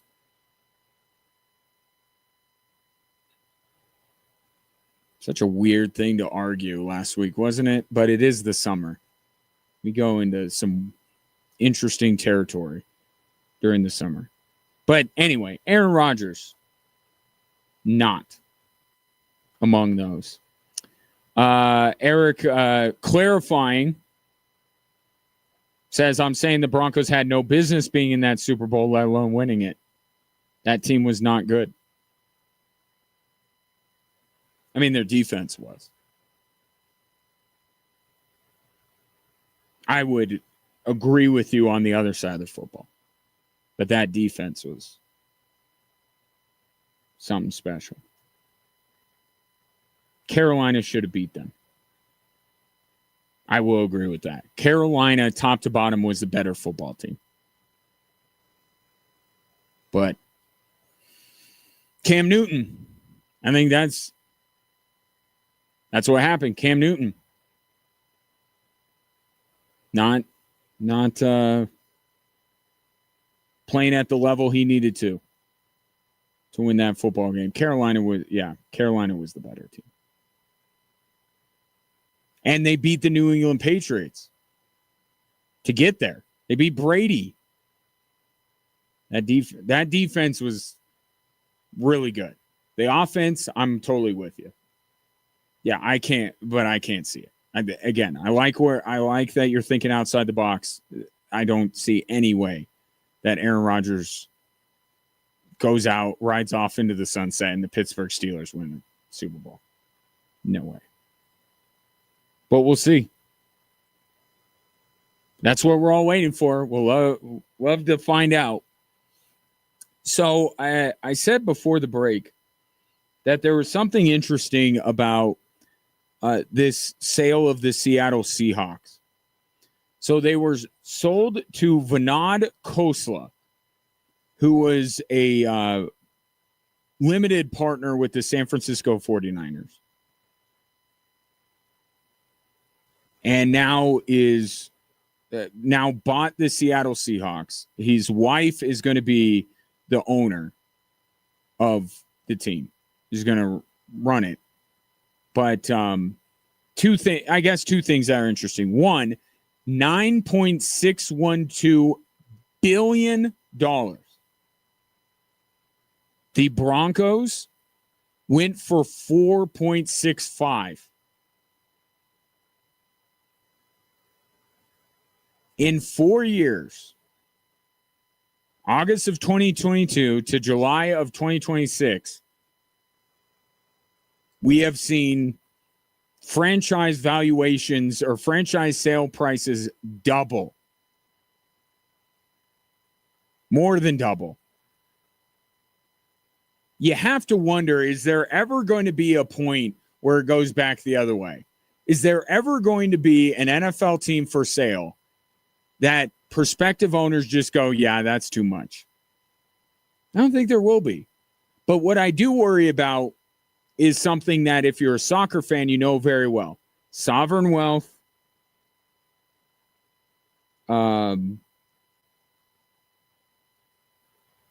these also, so the Middle Eastern sovereign funds getting into it, but also finance bros, right? The Celtics stuff with Jaylen Brown.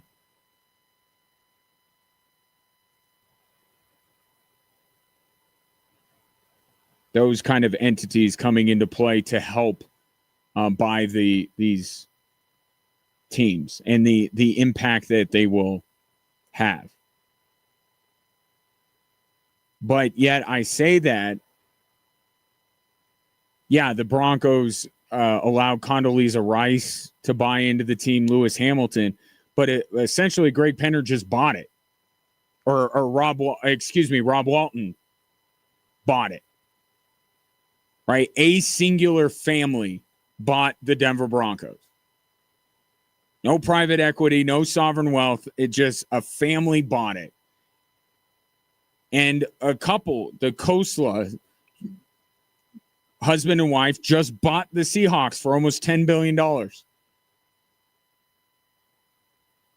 So I guess we're not at that point yet where a price is too high or we see sovereign wealth or private equity come into play. Just families. Some families, go to Disneyland, others buy NFL franchises. They're just different worlds. But another interesting part of this, as I punch my microphone in frustration, is that I read the tweet when the news broke from Kosla. And first of all, he linked to his Wikipedia page to encourage people to learn more about him, which is awesome. Check out my Wikipedia page. But he also said all the money is going to nonprofit. And when I read it, I was like, you gotta be kidding me. What is he talking about? Like they're gonna take all the money they make from the Seattle Seahawks and put it in nonprofits? No, I forgot. It took me a couple minutes. I was like, oh, the Allen estate and Jody Allen, who is carrying out her Paul Allen's wishes, the sale price, that money is going to nonprofits. So the $9.612 billion is not going to the estate of Paul Allen. It's going to nonprofits, which is kind of cool to see that kind of an impact. What I want to happen, though, is I want them to make a big check, right? Got to have the big check. I want the $9.612 billion to go to one nonprofit. And not any particular one they can pick, but I want one nonprofit, and I don't want it to be a big nonprofit.